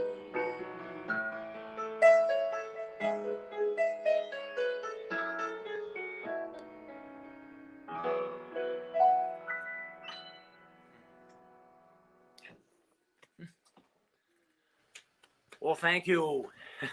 Super good. I've had to Fantastic. lower that like several keys over the years. I just can't. Each year is another half a step down. You know, get the notes anymore. Yeah. Yeah, that sounded So good. do you detune your piano like Billy Joel, or do you just sing it lower and play it lower? I just sing it and play it lower. Yeah, it just seems like the easier way to go. You know, it's just there's some good fights I'm going to fight, and there's just some. You know what? Let's just let that one go, and I'll just knock it down a key or two. I got a piano as a gift when I was moving here from my last place. They were selling the house, and they're like, "If you want to take the piano, take the piano." So it's a really nice piano, so I got it, but it's out of tune. It hasn't been tuned in years. Mm-hmm. So I'm like, I'm not paying. First of all, you can't get a piano tuner in the Poconos. Like there are no piano tuners out here. Like the closest one I could find on Google was like, a 2-hour drive away, right? Oh Lord. So $1,000. I went online. I'm like, how hard could it be to tune a piano, right? Oh my Yep. God. It is Yeah. so hard to tune a piano. It's literally rocket science. So then I found this company out of Germany, right? And they make this software that you play the entire piano into the software. And then the software does all the mathematics about the stretching of the frame and all the fancy stuff. And then it gives you, like, by the time you start tuning here, this is out of tune or whatever. It Of course. calculates it so that you like moron me could maybe learn how to tune a piano. So I got the hammer and I got the thing and I got the software. So Mm-hmm. if you see that I've been hospitalized, it's because I've been breaking strings. Like, Tune a piano. You've gone blind. yeah, I'm blind. Acoustic or electric? Acoustic or electric? It's an upright. It's piano. not a full upright, but it's like a 48-inch upright, so it's like a halfway upright. And it's a beautiful piano. It's an absolutely gorgeous piano, but it like literally sat in my friend's vacation home for 10 years, like would never tune. So I'm gonna get working on that piano at some point. I have a beautiful winter one in my garage. I've been trying to get rid of for 6 years. I tried to donate. I tried to give it away. Nobody wants an upright piano. That's right. Yeah, nobody wants The school where I teach keys, they teach students in Bridgeport, and they have 600 students, and there are students that want pianos. But here's the deal: if you want to give your piano to the school, they say, "Thank you so much for the piano. You have to pay to have it moved, and you have to pay to have it tuned." And everybody's like, "What? Like, I'm not going to pay $700 to give away a piano." They're like, "Yes, you are." School of Rock did that. I tried to give it to the School of Rock. Same thing. George, you get over here to us, and we'll, That's it. Yeah, I hear you, Patrick. We can sort of hear you. Say that again. Question, Billy. Yeah, go ahead. Where's CDs? Where was CDs? CD's Cafe was Norwalk, right? On the Post Road in Norwalk. Yep. What is it now? Where Coles is now. The building doesn't even exist. The building doesn't even exist now. My family used to own that place. My family used to own it. It was Firehouse before that. And then it was the Sports Club. It was down the street. We drive in the movie there. There was a Right, pool yeah. hall. So I remember where it was, and CD is Chris Donahue, who owns Donahue's up in Madison, which is a great restaurant and music venue, and all. I hope they're surviving in all this craziness. Oh yeah, they're doing great. They're doing good. Jimmy tells me they're doing good. And CD is a great guy. Chris Donahue is a great guy. Yeah, he's good. And like Kindred's really terrific. And he's a boater, and his family is like are restaurateurs, and they know what they're doing. But he was also the keyboard player in the touring band for the Commitments. Oh wow. Yeah. Yep. Toured all over the place. He's a Wow, great guy. yeah. Really, really great guy. Yeah. Got to get him on the show. Yeah, that'd be great. You got CD. Oh, I'd love to have CD. That would be great. Out in the back So of that's- CDs, CD had a trailer, and they called it the Mondo. So the only people that were allowed in the Mondo were people that actually played in the place. Yeah, Patrick remembers. You either played there or you were good friends of CD in the family. And strange things happened in the Mondo. Yeah, the Psychos were also allowed in there, right?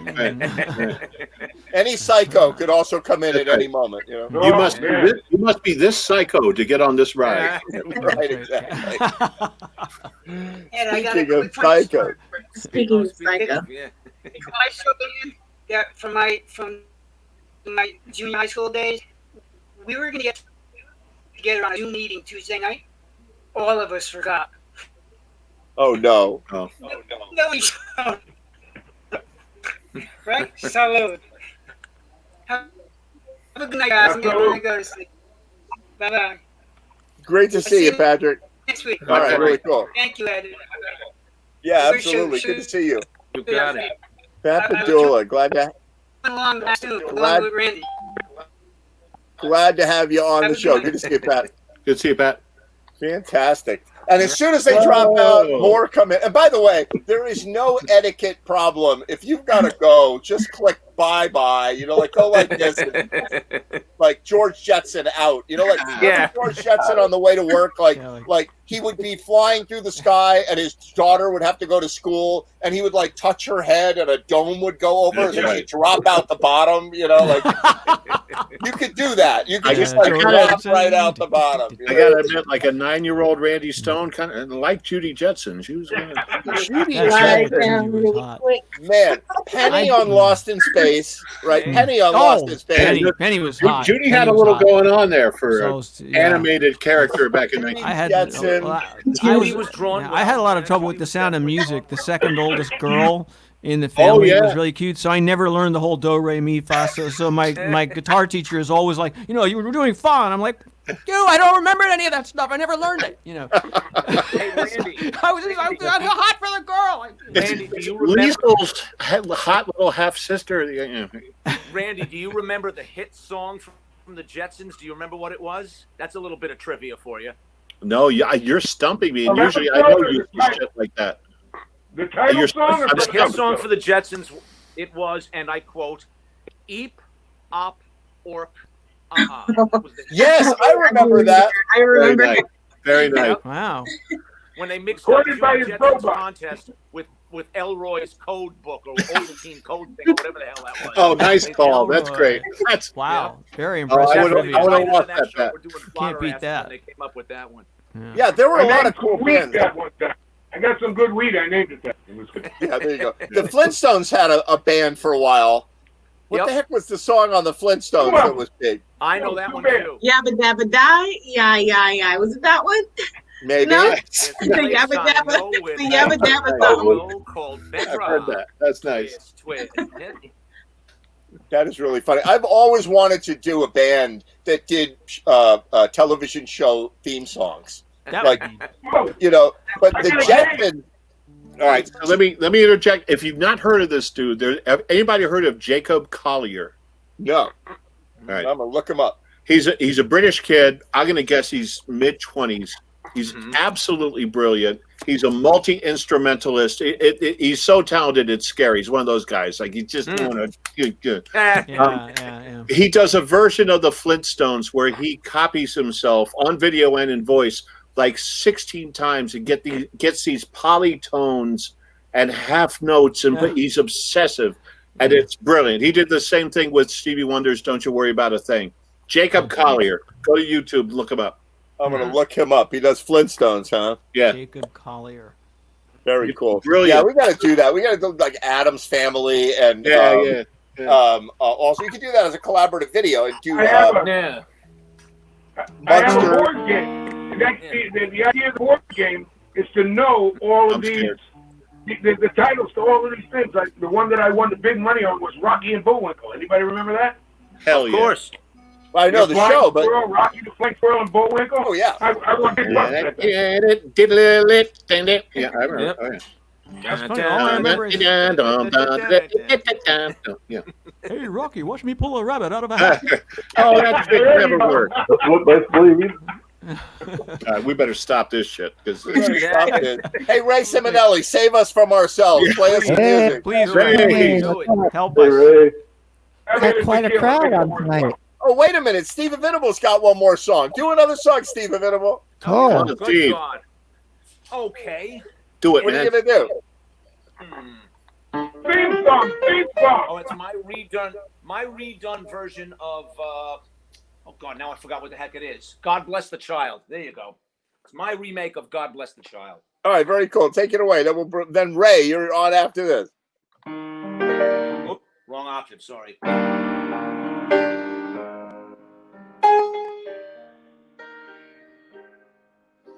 that's God shall have in this world of sin. But the Bible says that's no way to win. 'Cause Mama make free, Papa make free. But God bless the child who believes in the free love gift, His precious blood for you. You can help yourself. It's forever yours. Mama make free, Papa make free. God bless the child who can't see, but still believe.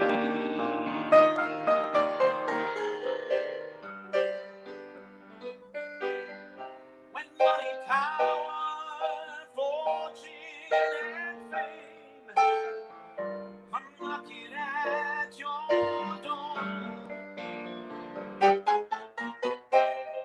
just let them scatter you away before the Lamb of God. Now in this end of day, when the system falls, can you hear the sound of the clarion call? 'Cause Mama make me, Papa make me. God bless the child who can't see, but still believe.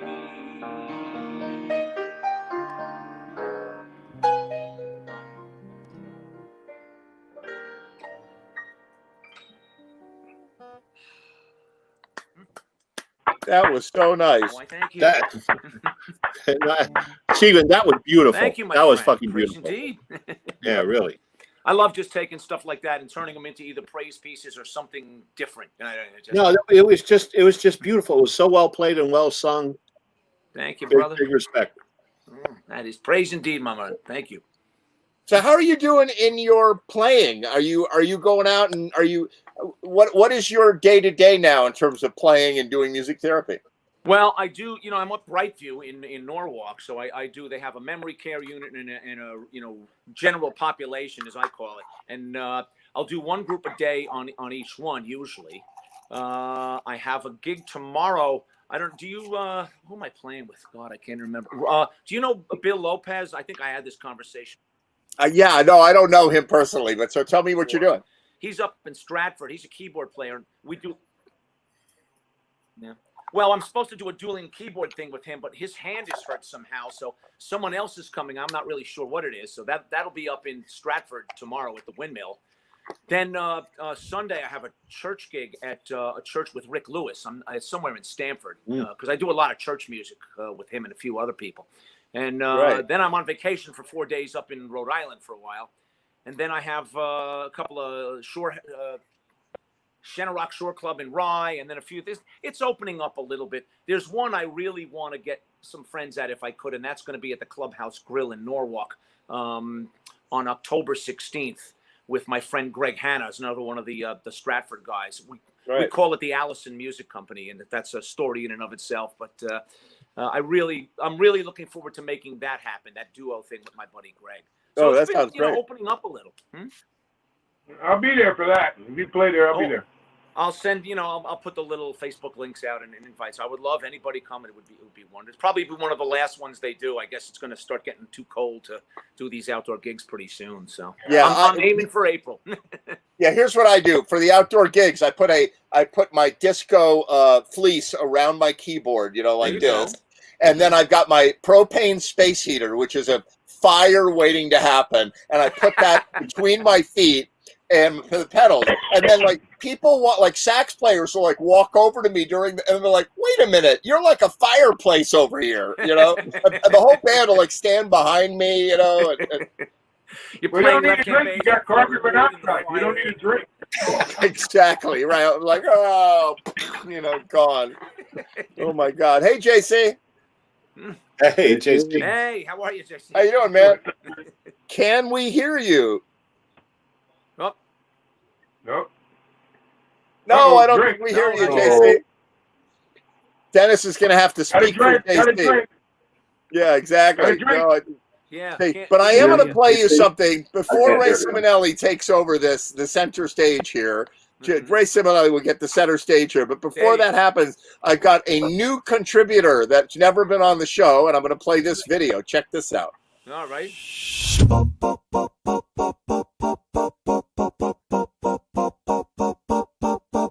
Flintstones, meet the Flintstones. They're a modern Stone Age family. Stone Age family. From the town of Gladwell, they're a history.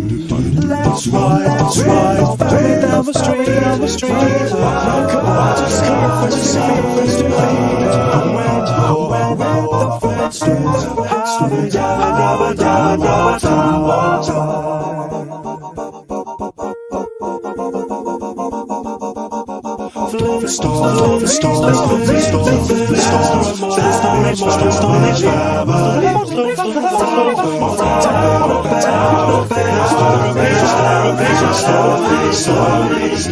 Let's ride with the street. Come see your friends to feed. When you're with the Flintstones,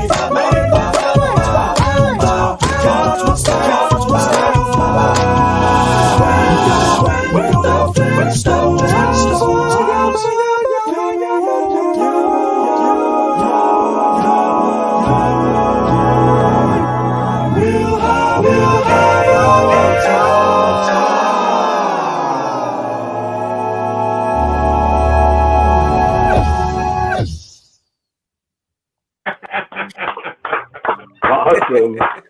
Even with the echo, Vocal range. That was crazy. isn't it? Wow. Oh my God. Love good I could probably do that, but I have a cold. Yeah, right. my finger hurts, so I. Yeah. No, that's an amazing example of what you can do with technology now. It is. Because you could probably pull that arrangement in as a MIDI file into your software and sing and have it put your voice on the different. I mean, that kid was a technology genius. He is. You would Those know that from notes producing this. those And notes were there's another electronically one where. enhanced. Oh, go ahead, Billy. Go ahead. Sorry. I was going to say those. I was listening. They were electronically enhanced. He just sang the note, and then he took the note and he took it wherever he wanted it to be, and then brought it back down. So he sang maybe 3 notes in the whole thing, but he put that whole thing together. That was fantastic. Yeah. I think he's singing more than that, but I'll succeed to your expertise in this area. Very, singing more than very that. clever. There's Really amazing cool. stuff. His "Don't You Worry About a Thing," and there's another video of him where he's like in a band in his bedroom. They're like in pajamas and shit, and it's all him. And I don't know how he video-wise made it look like it's like holograms. And he's playing he's playing bass and drums and keys and all that shit too. How old is this kid? That was scary, man. He's like a young kid. I mean, he must be like 15, 16 years old. Yeah, I think he's like 20 or some shit. I was having flashbacks from the second Planet of the Apes movie with like those mutants, like the mutant. Yeah. It was freaking me out. Oh man. Really cool. Yeah, very, very cool. I'm impressed what people do in their ingenuity being stuck at home, you know? Yeah. Exactly.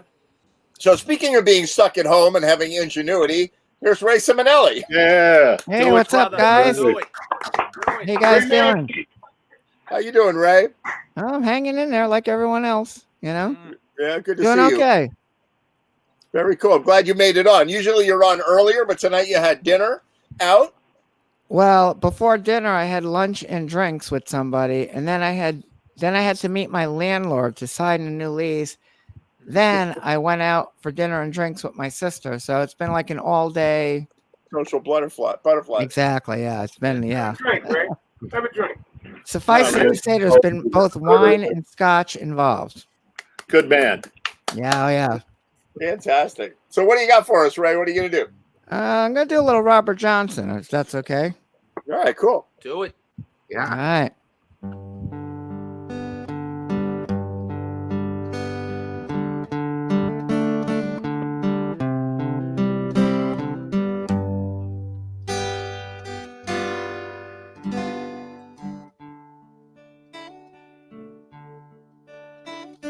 Well, I follow her to the station.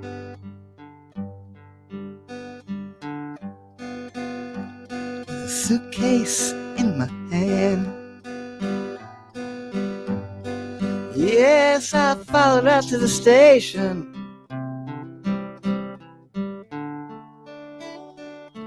With a suitcase in my hand.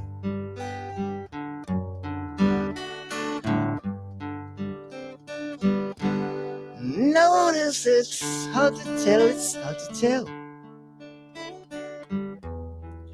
Why all your love's in vain.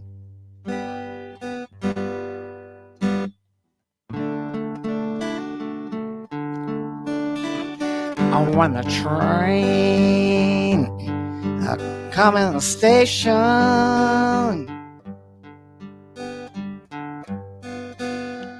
I looked her in the eye. Yeah, when the train come to the station, yes I did. I looked her in the eye.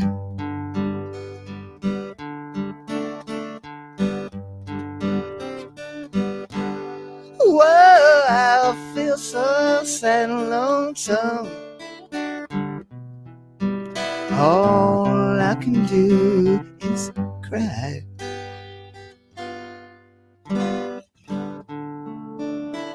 Oh, I wanna tell you.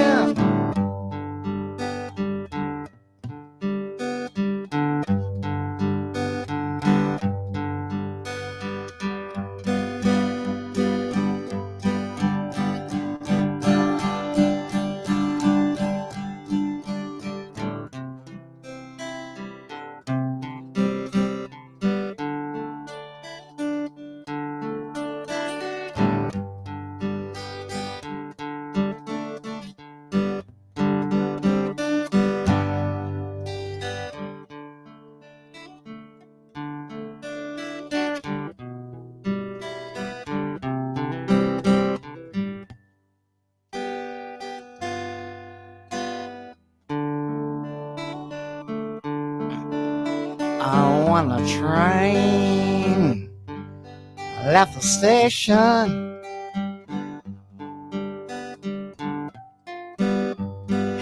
two last song behind. The yellow train left the station. Had two last song behind.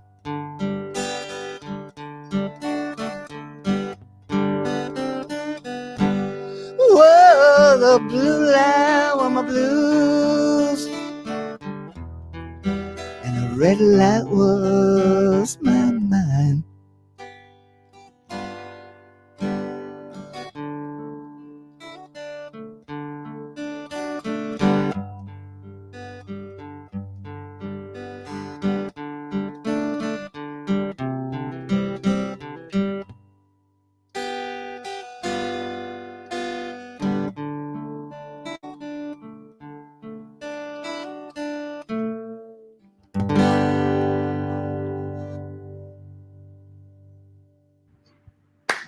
All right, little Robert Johnson for you.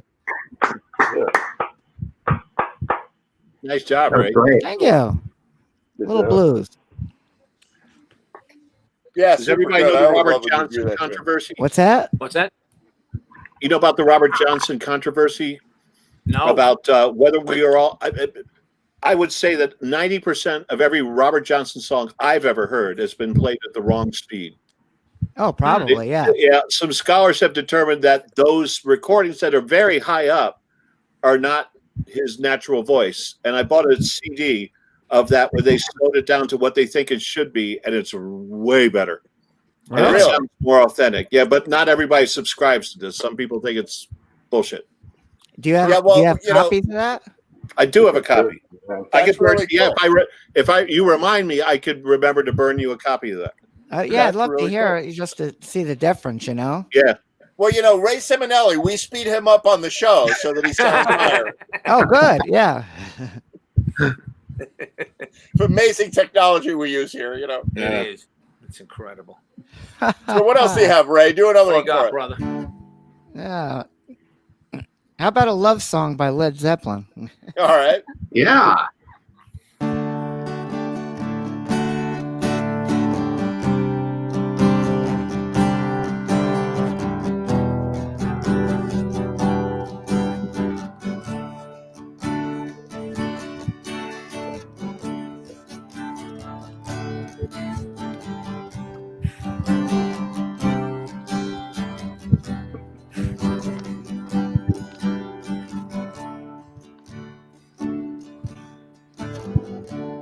If the sun refused to shine, I will still be loving you. When the mountains crumble to the sea, it will still be you and me.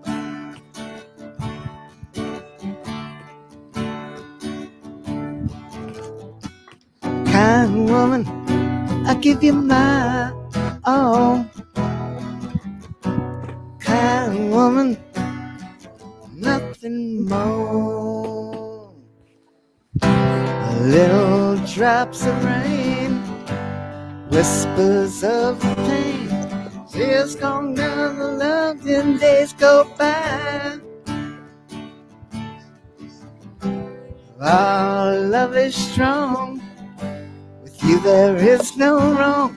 Together we will go on till we die. Inspiration, what you are to me. Inspiration, look, see.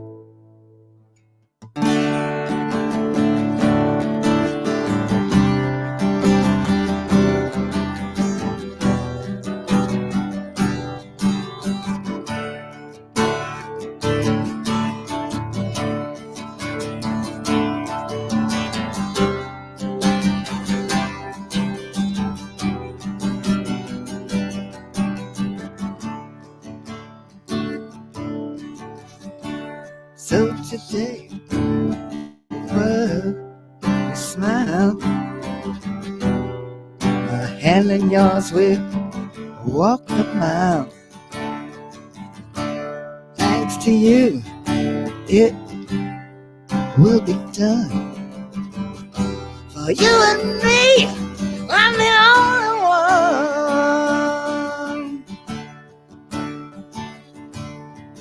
one. Happiness, no more the same. Happiness, I'm glad. If the sun refused to shine, I will still be loving you. When the mountains rumble through the sea, it will still be you and me.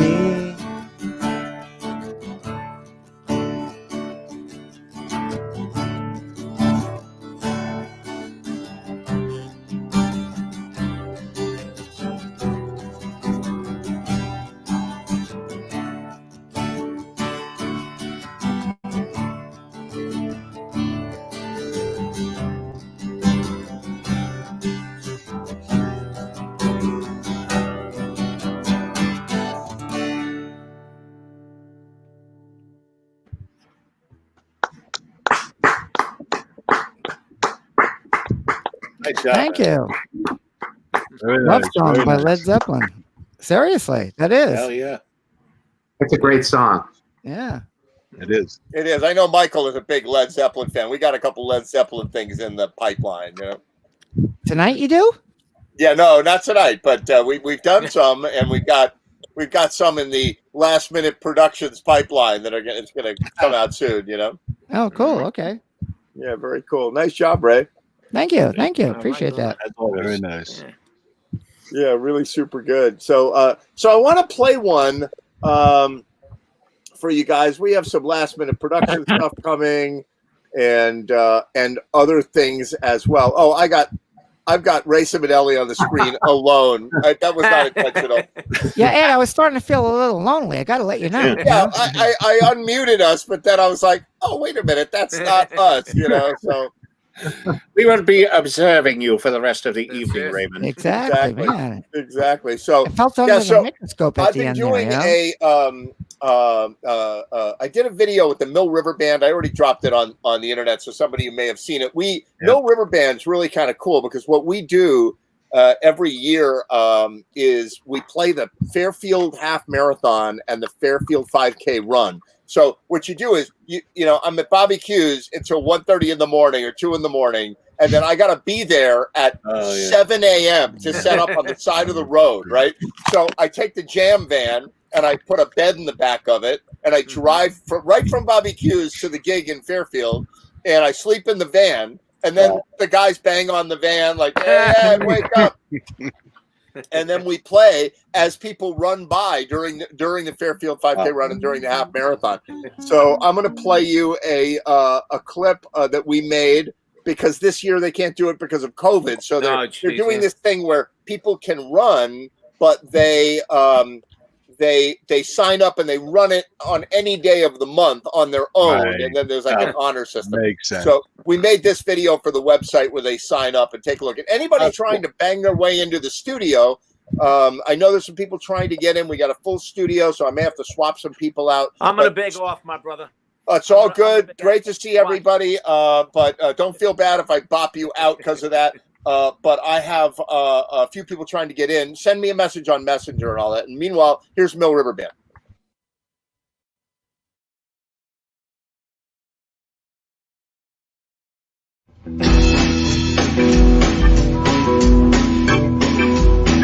They call me the breeze. I keep flowing down the road. They call me the breeze. I keep flowing down the road. I ain't got me nobody. I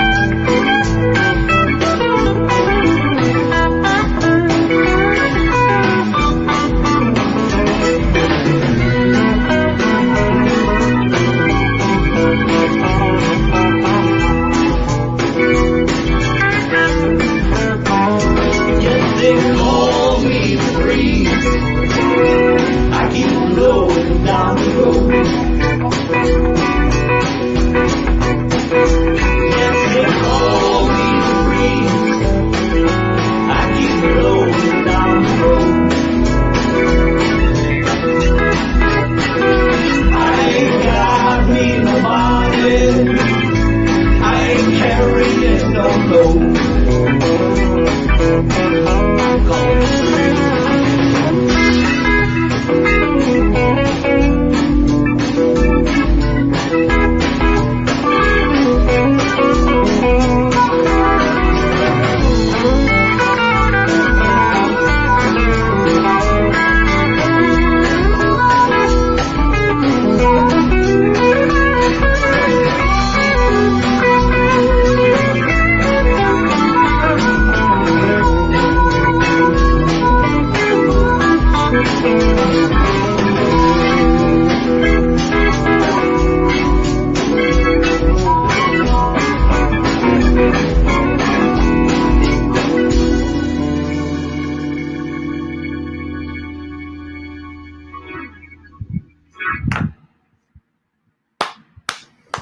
Nicely done. That was actually Yeah, it's really Oh, I fun. It's love the that. weirdest thing. You set up on the side of the road. Actually, Ed, the and then people running kind of 3,000 fit in people, that video. they run by you, and then you stop. You know? That's wild. That's wild. That was Yeah, great. really kinda You fun. sounded great. Yeah, we have a lot of fun doing that. We do it doing that. So Dennis, tell us what I'm going to play your video. What do you have? Whoa. Dennis, this is Cylon. I knew it. The robot overlords have taken over. Dennis, this is Cylon. Cylon Raider. Domo arigato. Well, Dennis, I cannot hear you, so I'm gonna. You're gonna log back in again, Dennis. That was the coolest thing. That was the Cylon sound. That's right. So okay, you snooze, you lose. If you're a Cylon, you got to wait for your video to get played. So I see 3 guys down here, and I see Heidi there. I see JC Yeah. Alza there. Hey guys. Hey, everybody. Hey, everyone. So this is sort of the last minute productions crew, some of the regulars and some of the newbies, Eric and Jimmy, and Mike Baumwall. I've had a crazy couple of weeks, so I haven't been able to participate in this one. Although I think I played on it, right? I played on it. But there's a far cry. That's participating. There's a far cry from playing in a video and making the video. And so normally Michael and I like divide the dude. I do some audio work and he does the video work, and that's what we do. But Michael did all of this essentially. Wow. And on this week, and so because I wanted to show him what a crazy thing it is to mix the audio and do the video. It was good though, man. It was a good experience. Yeah, it's a great experience, and it's very gratifying to do it. But when I play in a collaborative video, I maybe take an hour. I learn the material, I do the take, I edit it together, and whatever. And I know some people. I know Eric spent a lot of time working on your parts on this video. I beat myself up over this, but it's like I have to be Pete Townsend and Roger Daltrey, so it's like there you go. I mean, thanks, Mike. Yeah, but you got Heidi singing backup for you, so no pressure. Yeah, but you got Heidi singing backup, so that you're saved in a good me, position. especially in the vocals. I'm not Roger Daltrey, believe me. It's phenomenal. I thought it came out great. I really enjoyed it. I'm going to play it, and then we'll talk about it afterwards. All right. Here we go. The Who.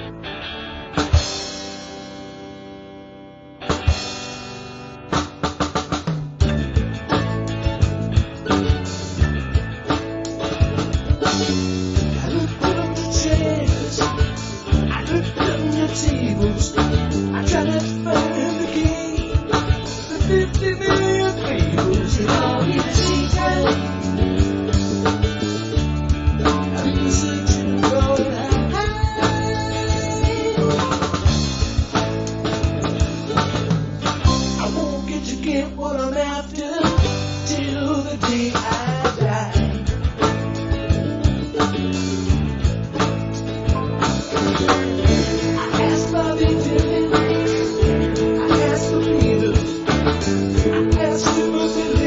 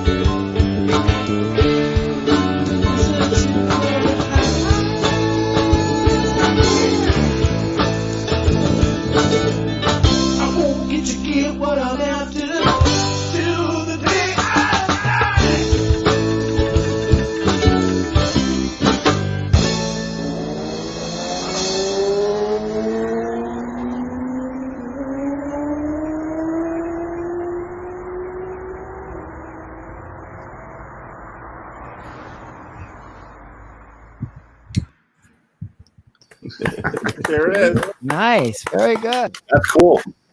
I love the Who. I'm still amazed at the video. You know, Tell us a little it was about that, Michael. trying to put together. It took a little while to get that all together, but my favorite part in the entire video is you, Ed, when you do that like thing with the keyboards. Oh, it's like the thing with the keyboard. All right, I'll tell you what that is. The thing with the keyboard. This thing, when you do this. There you go. What is that? What's that called? That's called a glissando. Ah. And that's what Hammond organ players do. They go, you know, like, and I didn't make that up. The Who played keyboards for the Who? Whoever did that was probably Billy Preston. I don't know on that track. We have to look that up. Was it Townsend? Was it not Townsend? No. I don't know. Did he play keyboards on that? I don't think so. I don't know. That's a good question. Because he was busy doing this during the. Well, Breaking guitars. Well, he might have played it. Yeah. I'm putting the video together, and I'm like, I have to get you like full screen right there. And that's cool. What I did is I just like made the video like wipe in the direction that you were going. You know, yeah, that's really cool. It's cool. Yeah, it was great, Mike. Mike, you outdid yourself. It was incredible. You did a great job on this. I agree.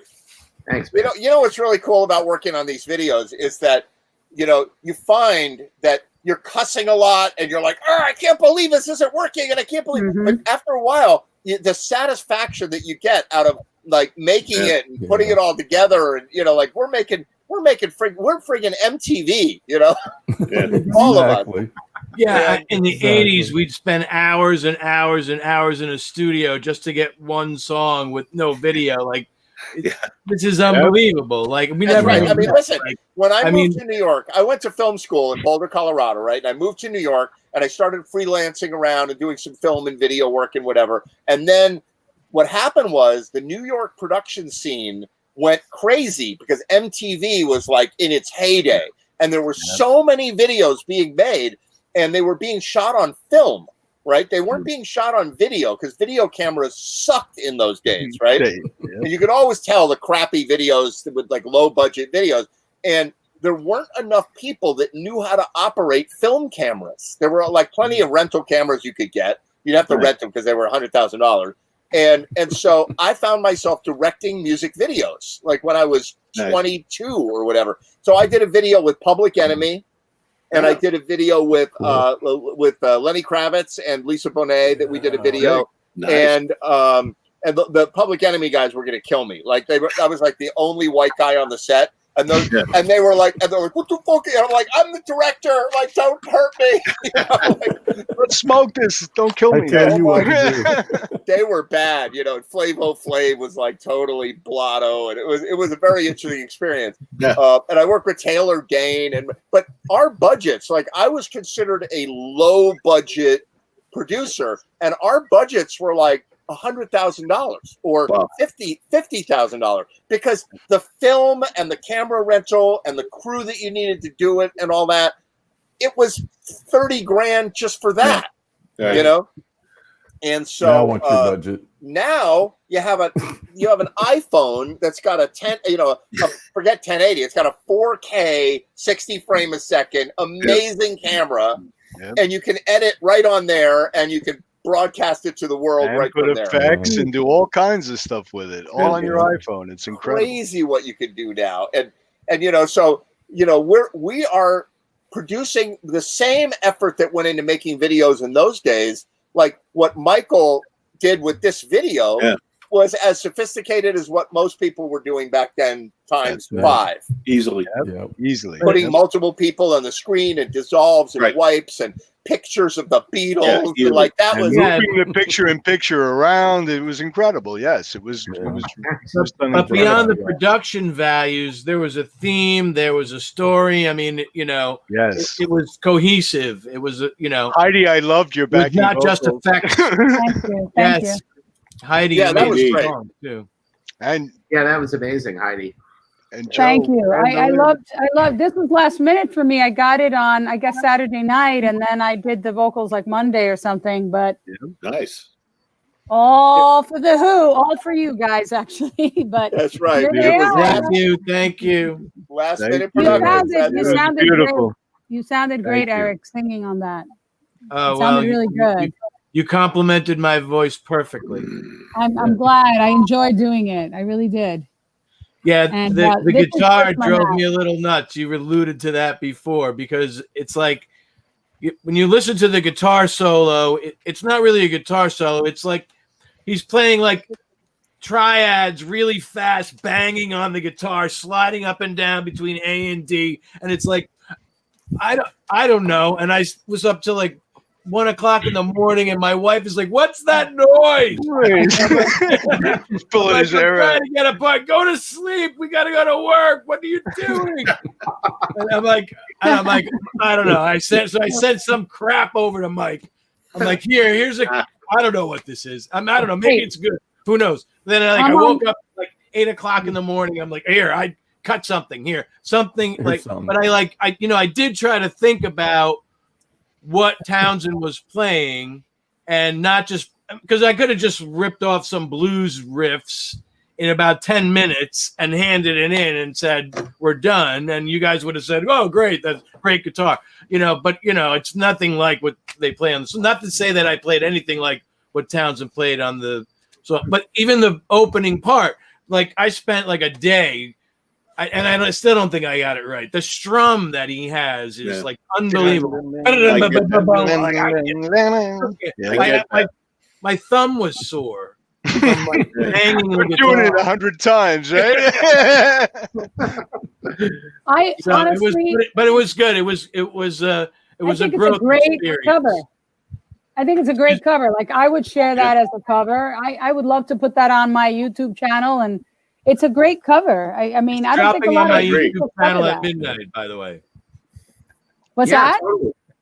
I said it's dropping on my YouTube channel at 12:15 a.m. There you go. Your schedule is like mine though, because I was sending Mike my vocals at like 2 o'clock in the morning, and husband's asleep, and I'm just like, in another room making noise but trying to keep it down, and I just work those crazy hours, and then in the morning I'm up early again, and but I had already sent it out. I just wanted to get it done, and so yeah, I was so happy when I heard the whole thing. It took it over the top for me. I mean, because Mike was sharing the edits with me, and then when he put the backing vocals in, it just popped the whole thing. It was great. I loved it. But, you know, the thing about this is, you know, you really shouldn't be spending a lot of time because, you know, it's a jam, right? It's Jam TV. You're cutting a track. You're not doing I took overdubs. one video It's take and I did 2 audios, and you sent one of the 2. So I mean, it was and it's like for me, it was not hard. And you know, the It was mistakes different are than not really, what most of the X-Whistle time they're plays. not mistakes. Like I'll listen to a track, and if I don't hear like a clam, like a really bad note, or you know, it's like okay, it wasn't what I meant to play, but it'll probably fit. Close enough But for government let's work. put it in, and you know, that's what makes things sort of unique and different and sounding cool. The interesting thing too, Eric, is like the way like it develops. Like the first track you sent me was what you started with, what the song started with, and I kind of like I did some stuff to it.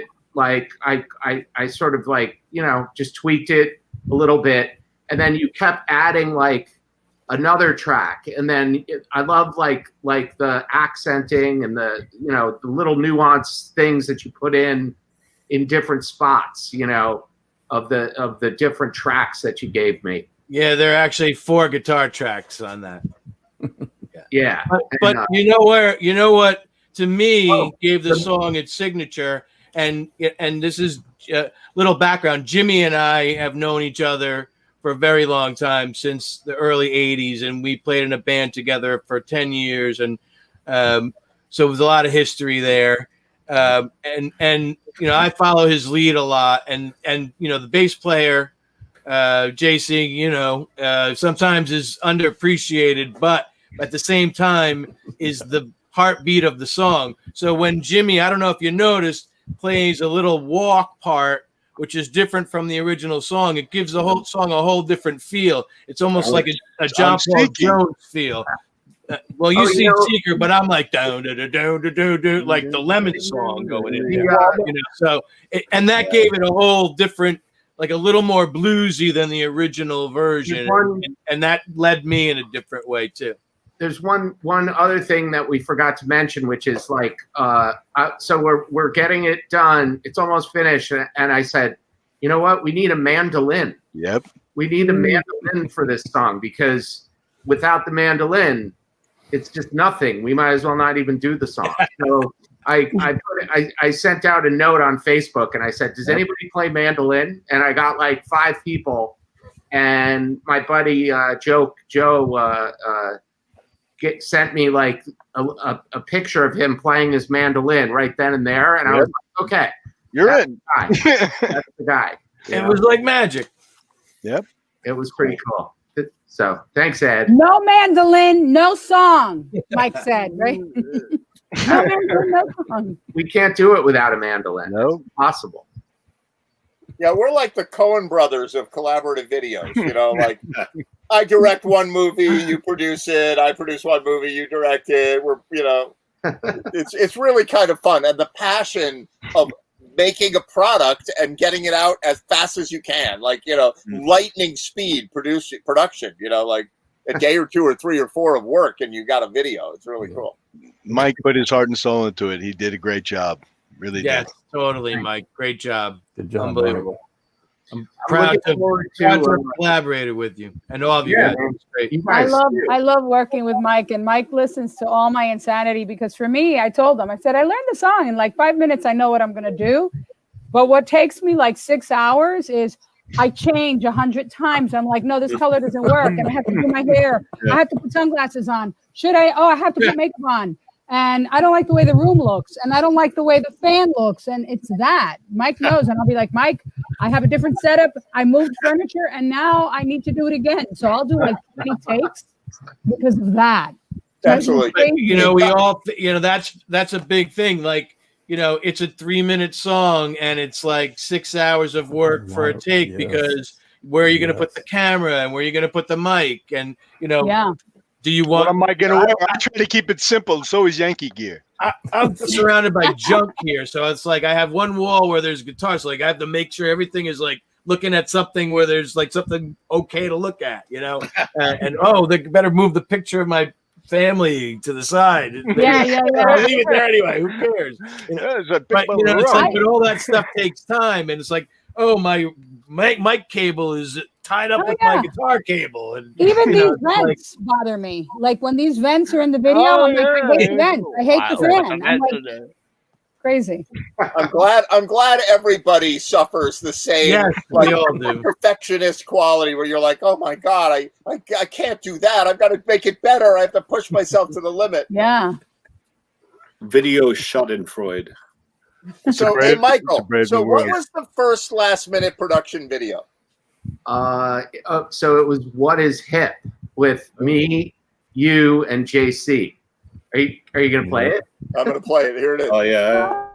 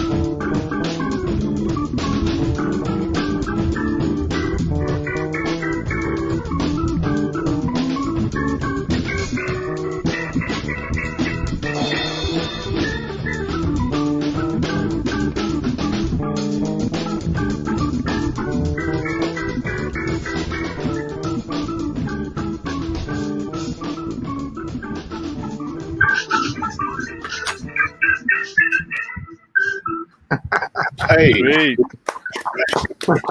Boy, My hands hurt just from watching that.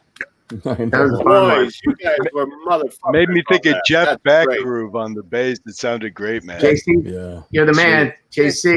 JC's a monster on that bass. Yeah, JC.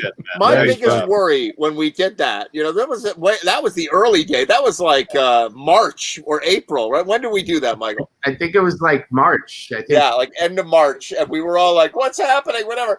And I somehow like, it's weird to say this, but I was like, my head wasn't in the collaborative video game like it is now. Like it was like.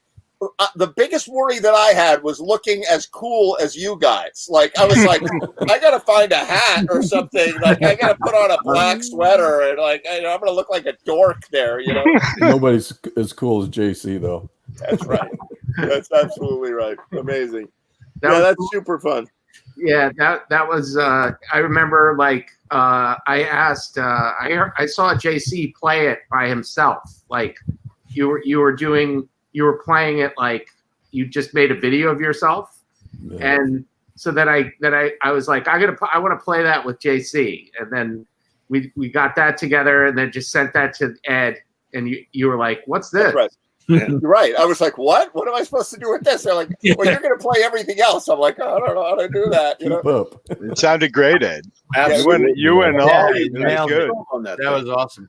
It was fun. Like all I was doing was searching my mind I was like listening to the original track in my head and going, all right, there's a horn thing here. How am I going to do that? And then there's this, and then there's like an organ solo, and then there's a guitar thing, and then there's the vocal, and I was like trying to like leave everything. It's just so much you can do. But it was fun. We should do that song again with a full band. Yeah. Oh man, that would you guys would kill with that. JC Alden. This is what JC Alden does, right? You're like, hey JC, could you do a track for What Is Hip? And then your phone goes ding, and you're like, oh, there it is. I just said that 1 minute ago. How did he get that done? Like JC's like, I'm like, what's the deadline? The deadline is 11 days. On the 11th day, I'm like, all right, I'll sit down and I'll do this thing. JC is like, fine, I'll do it right now, and I'll send it right back.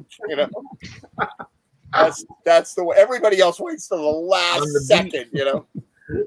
Pretty all right, Dennis. What do you got? You don't sound like a Cylon anymore. Say something. Well, I hope not. Am I doing okay? My computer was overheating and kept shutting down, so asking this little MacBook Air to push too much stuff. So you sounded like a Cylon. You were like, oh, that was my normal speaking voice. Just a second. It was great. So tell me a little bit about what we're doing here. What video am I going to play? Okay, so I called this the Ray Simonella Project. He played it one night, played Crazy Little Thing Called Love on your show one night, and I thought that's a fun one. So I love playing that song, so I got hold of him and said, what do you want to do with this? And he gave me Clifford Kruder and Dave Raw for the drums. I thought it came out pretty good. Really cool. All right, I'm going to play it right now. song. Here we go. This is this what is the name of this? Is the Ray Simonelli project as opposed to your Right. other projects? Right. Yeah, we have to give it a different name here. All right, fantastic. Here it is.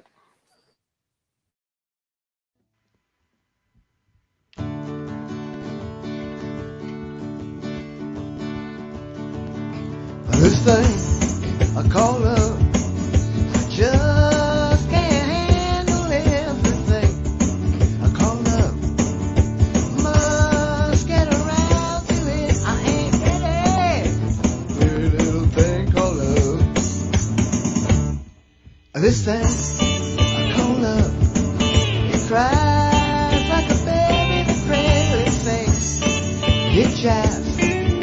I move her all around like a jellyfish, kinda like it. Pretty little thing called love. And there goes my baby. She knows how to rock and roll. She drives me crazy. She's got a hot cold fever in the cocoa sweat.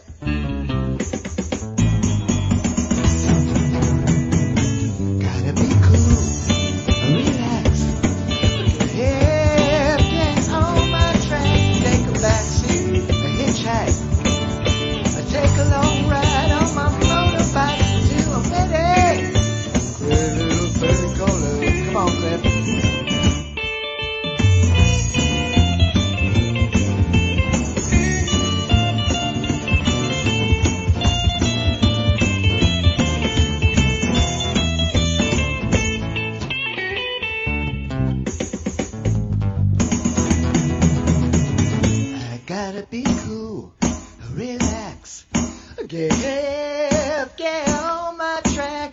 backseat, a hitchhike.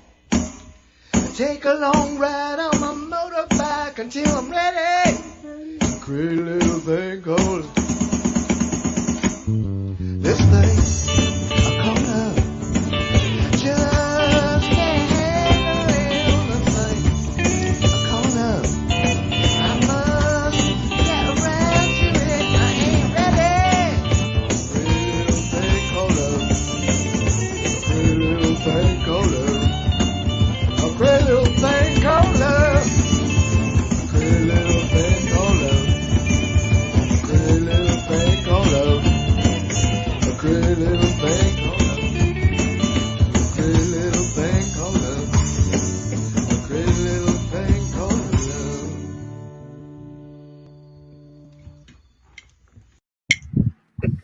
love. Nice. It was fun. Contrary to popular belief, Clifford wasn't frozen. He was just having problems with his video, so he sent some pictures and his audio instead. That's great. That's cool. Good. Fun song. That's a great idea to do that. Yeah, you guys are having fun. So, what do you guys have? Some other stuff in the pipeline with your other With the project? ID stuff. Oh yeah, we always got something going on. Got about 3 songs we're working on right now, but we'll see how they come out. Nothing new this week. Alternate universe something. What is it? Alternate universe ID. Right, How'd you come up with the name? What is the name from? Okay, so that's a long story in itself. So Tommy and those guys are and Hank are in a band called Alter Ego, and of course we were on Frank's show one night and he got confused and called us Alternate Universe. So we went with that. Give us a bad name, we'll go with it. We don't care. That's great. Well, while I have this crew here, I'm going to play another video. This is a rerun from a few weeks ago, but so check it out. This is when we did the Elvis Costello tune. Check it out.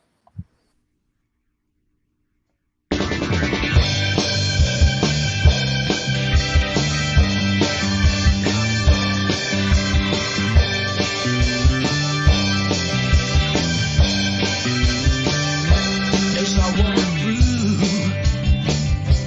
this wicked world, searching for light in the darkness of insanity, I ask myself, with all hope lost, is there only pain, hatred, and misery? 'Cause each time I feel like this inside, the one thing I wanna know, what's so funny about peace, love, understanding? Oh, what's so funny about peace, love, understanding?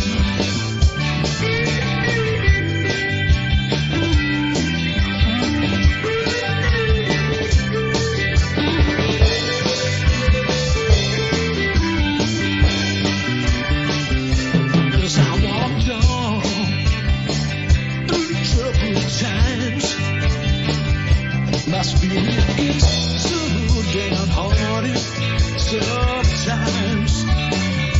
So where are the strong ones? And who are the trusted?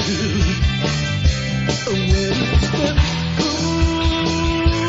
harmony, sweet harmony?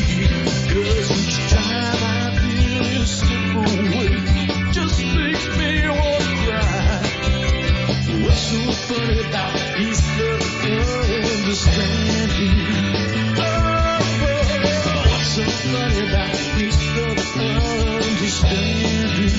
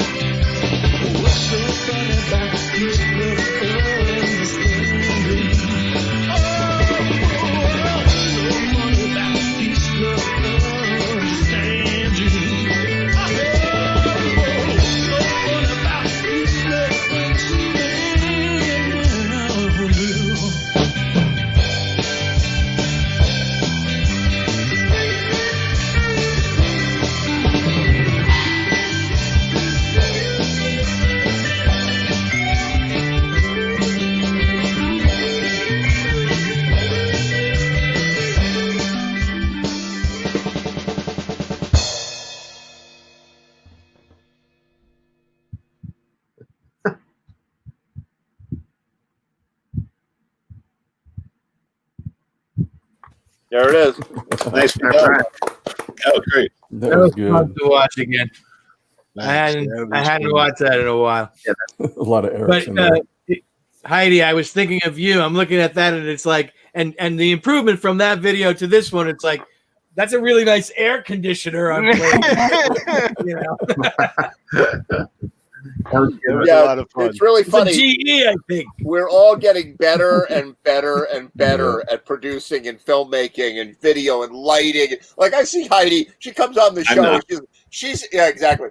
You say the same. You're very consistent, you know. But I see Heidi, she comes in on the stream in the green room, and it's pitch black, right? And she comes in, and she's like walking around, turning lights on, and like checking camera angles, and then now she looks awesome, you know. It's like.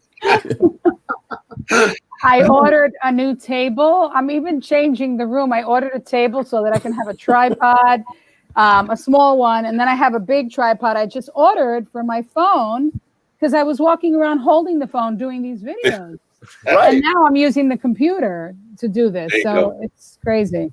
I'm trying to figure out ways of mixing it up. Like I'm like, well, what am I going to do now? And I'm like, well, I used to direct music videos, so I'm like, why not? You know what I was watching? I know you were in the band Men Without Hats, Heidi, right?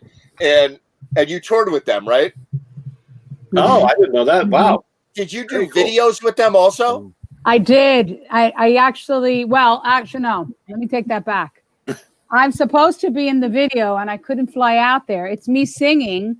And they put, I did a whole album with them. And there's a song that's on video. There's a few videos of songs, but there's this one particular one where I'm doing just like we did here with the multiple vocals. It's all me.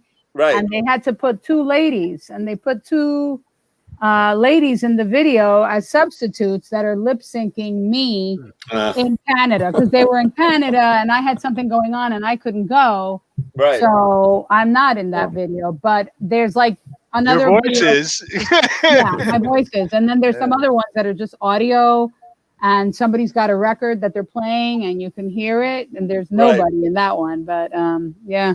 That's funny because I was watching the hit song. I don't know if you were on that track, but the Safety Dance, right? Safety Dance. That's and I was watching that. my time. Yeah.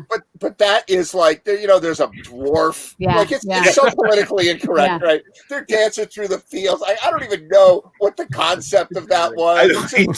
But Where do you get a dwarf around here? World famous. Everybody knows it. Oh yeah. But I have pictures of that snowman and all that because they used that on tour. It was kind of like a folk song when he wrote it, but then the real reason for that song, and I don't know if you guys know, it's a protest about when disco was kind of like ending and people were doing like kind of slam dancing and pogoing. Yeah.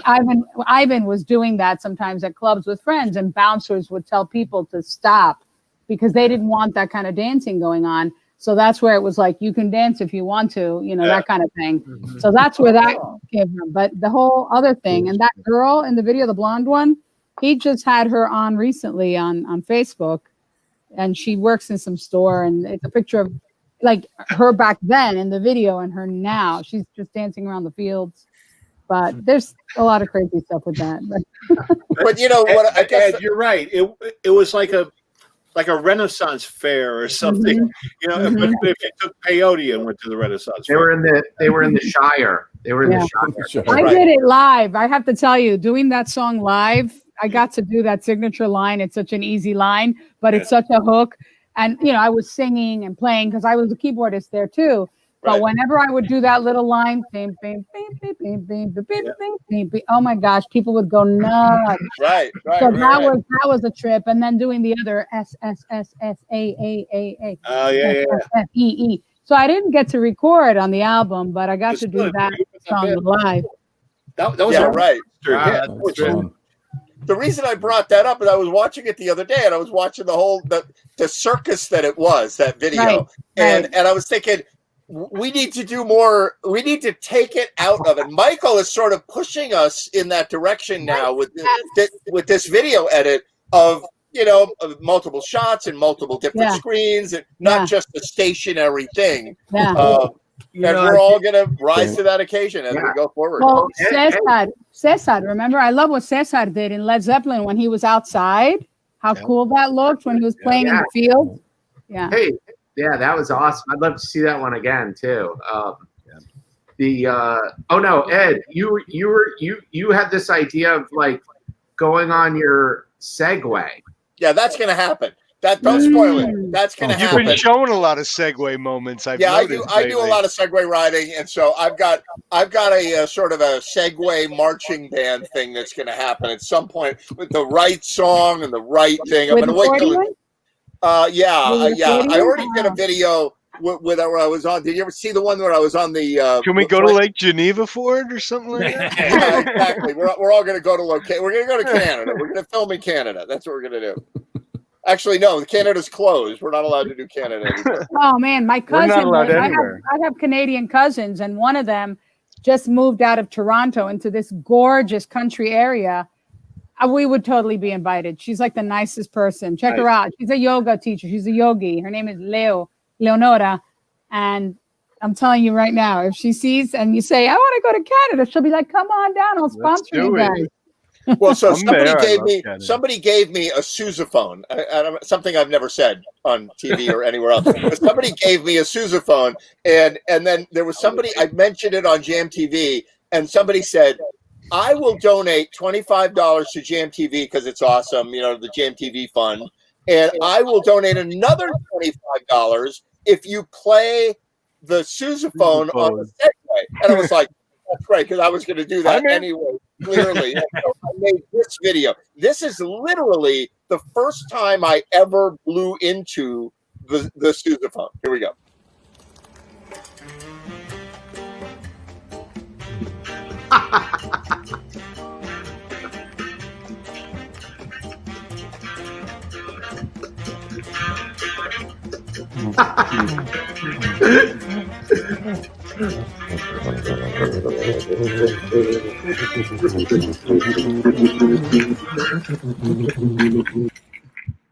There you go. Man. The best thing about that is it's short. I love it. So that was the proof of concept for the Segway. Like, I didn't end up in the emergency room, after trying that. And so now that I know it's possible, all I have to do now is learn how to actually play it a little bit. So and then, you just moved into this new subdivision. Song. Come on. That's right. You moved into this new subdivision. Have they put you on a watch list already? Clearly. So that one was definitely an interesting one. But we're gonna have. Ed, question: are you making friends in Pennsylvania? Like, you must know people now, right? Not like that. Not with a tuba on the Segway. I'm not making any friends that way. They know him. Who's the weird guy with the brass? I did the local paper. Hide your children. Hide your daughters. There's some weirdo in the guy with the Crocs. Honey, the Crocs and the tuba. Honey, the tuba player guy is outside again. Right. And he's rolling on a thing. Is that a skateboard? What is that? They've never seen anything like that, Well, you're becoming famous. Yeah, it's definitely a shtick. The accordion. I remember my good old friend John Konya, who passed away. For those of you who don't know, but the bass player used to come to all the jams. Great guy. And I remember we used to go out for Mexican food to this really great restaurant in Norwalk. Like every week we would go and have lunch. That when you could go and meet your friends in person. Like, I know you don't remember that, but back in the olden days, where do you meet? So we would have lunch. And I said to him, hey, John, I got a great idea. He said, what? I said, because he played accordion too. And I said, I'm going to bring the accordion back. And he's like, no. And I'm like, no, really? We should do the accordions at the jam. We'll incorporate them in the music, right? And he was like, bad idea. Don't do it. It's stupid. Nobody will like it, right? I'm like, no. I was all excited about it. So luckily I did not listen to him. And I started showing up at the jam. At every jam, I would jam on some completely inappropriate song. We do Get Lucky, or we do, play that funky music, White Boy. And then it culminated in Dave Hirsch and Sherry and I. We played. Dave Hirsch played tuba, Sherry played ukulele, and I played accordion on. And somebody, I think it was Steve Wexler on drums, and we did Britney Spears. Nice.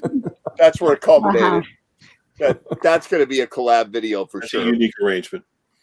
But yeah, that's a unique arrangement. But we got to do that. We also have to pull out. Like, I want to see a video. I was telling Michael this today. I want to see a video with you on the piano, Heidi.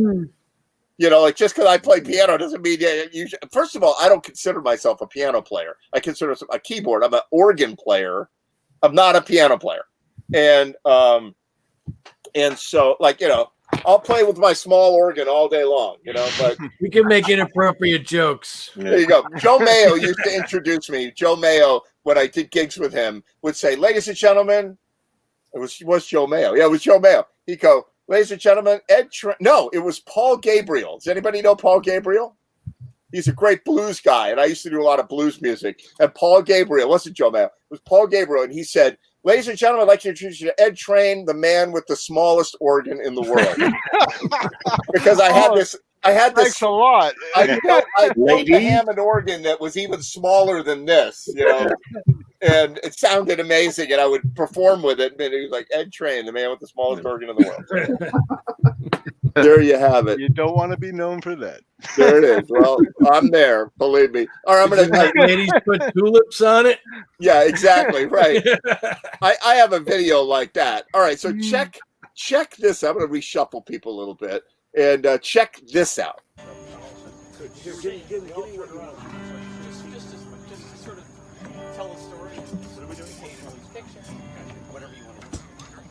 Living my life in a slow hell. Different girl every night at the hotel. I ain't seen the sunshine in 3 damn days. I've been fueling up on something in whiskey. I wish I had a good girl to miss me. Lord, I wonder if I'll ever change my ways. I put your picture away, sat down and cried today. I can't look at you while I'm lying next to her again. I put your picture away, sat down and cried today. I can't look at you while I'm lying next to her. Called you last night at the hotel. Everyone knows what they want to. Tell me something, just say right. Waiting on you for a long time. Feeling up on heartache, cheap wine. I get hurt from you with the reading night. I put your picture away, and I wonder where you've been. I can't look at you. So I watched something scary. I pushed the wrong button and it deleted. What happened? That wasn't scary. If you want scary, I can give you. That was your band, Randy? Yes, it's a band called the Rough Dogs. So 2 weeks ago, we had a gig at the Fairfield Hunt Club in West Virginia. Oh, is that where that was? Yeah, just a couple of weeks ago. Oh, that's cool. I'm sorry. I was like hunting around doing it. I tapped the wrong It's button fine. and it went I boom. sent it to you last minute in case it's fine. Good. That was really cool. That's really cool. So I want to run an ad for my good friend Bill Lozier. Bill Lozier is a trumpet player for Billy and the Showman. Very, very talented guy. Interesting personality. And let me. Hey, everyone. I'm going to show Bill Lozier playing a little bit of trumpet, and then I'm going to run an ad for him in case you want to use his talents for education. So check this out.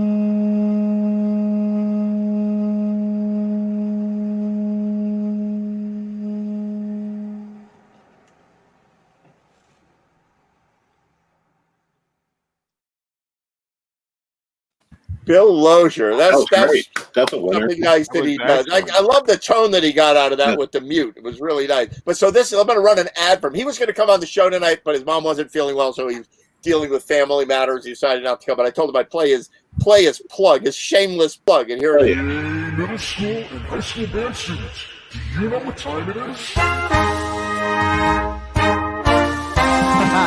That's right, it's Halloween time. So how about treating your family and friends to a video that you perform in? Individual or group lessons with your friends, and group discounts are available. Go talk to your folks and have them contact me.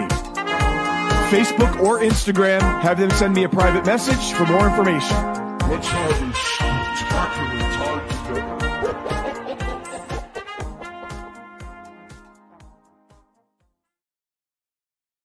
So he does like collaborative video band camps with kids, you know? Cool. Cool. So if you know anybody, plus you can tell, Michael can tell, this guy's got some chops in terms of doing collaborative videos, you know? Yeah. He's the trumpet player for Billy and the Showman, you know? And you know, like my friend Pierre Gerton, my good friend Pierre Gerton, who's a sax player, but also a trumpet player, he said to me, how do two trumpet players greet each other? And the answer is, "Hi, I'm better than you." And then the response is, "No, you're not." So yeah, Bill Lozier, yeah, there's a thing. There's a historic thing with trumpet players where they are the uber divas of the music world, you know. Really. And but Bill is a great guy and a great musician and a music educator as well.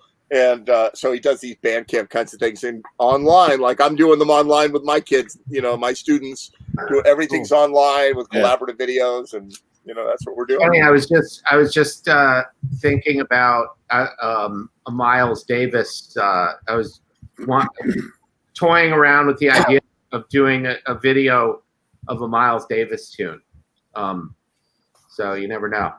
Yeah, it could be cool. Do it. So what? Actually, it's called What It Is. What It Is. It's on the album Decoy.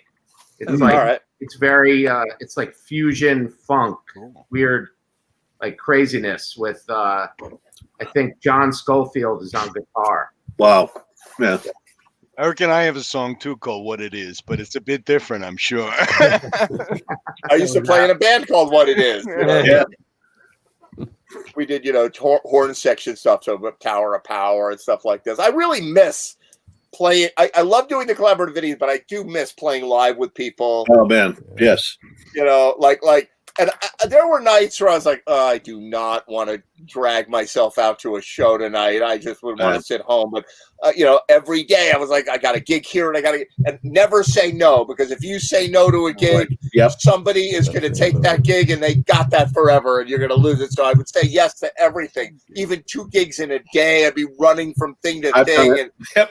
Right. And now I've got none of that. Like, I'm like, should I go to the store and buy a bottle of water? Like, I should get out of the house this week sometime. In a month, I'm due for an oil change. Excellent. Right. I'm looking forward to it. You know. So I mean, that's what I did. Like I've been feeling down. My cat of 18 years died a couple weeks ago. I'm very, very sad. And I needed something to distract me because here I am sitting at home and, you know, I got my little boy Picky, you know, my other cat, and we're having a blast and it's all good. But we're missing Mayday and I'm feeling down. I was like, I got to get in my car and I got to drive. I got to hit the road. Like, I don't drive anywhere. And, you know, maybe once every week or two I go out for some groceries or whatever. And so there was this girl selling this, right? This is a Yamaha really super high quality. I don't know if you can see it. It's got drawbars on it. Cool. And it's a Yamaha organ that does a Farfisa, a Hammond organ, a Vox organ, and it's amazing. And it's got a subwoofer built into it, and it's got little speakers. These are actually like little speakers that it's louder than an acoustic guitar. So I can now go to a campground and like sit by the campfire with somebody playing guitar and I can really play Hammond organ and jam. That's you know, cool. so Yeah, I saw you talking about that at the beginning of the show, and I'm like, oh yes, Ed's a gearhead too, because you were talking about all your organs and your DX7, and I'm like, I know what that is. I'm a total gearhead, and I'm also like, yeah, man, I got gear too, man. I love my guitars. What is that, Mike Baumwall? What in the world do you have there? Look at that thing. Holy So goodness. Is that a Casio? This is called a Casio Tone, and I got it when I was in, I think I was in like 6th grade, and it actually still works. Hold on a sec. Those are worth money now. Those are in very high demand because they're the worst cheesy, crappy thing ever.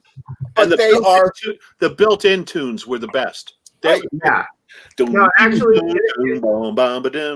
like it's like it's very retro. Like but it is very cheesy. But it has like all these cheesy little drum beats on it that they ended up using like in a lot of rap tunes and stuff. Yeah, like actual songs, like the Beastie Boys used it.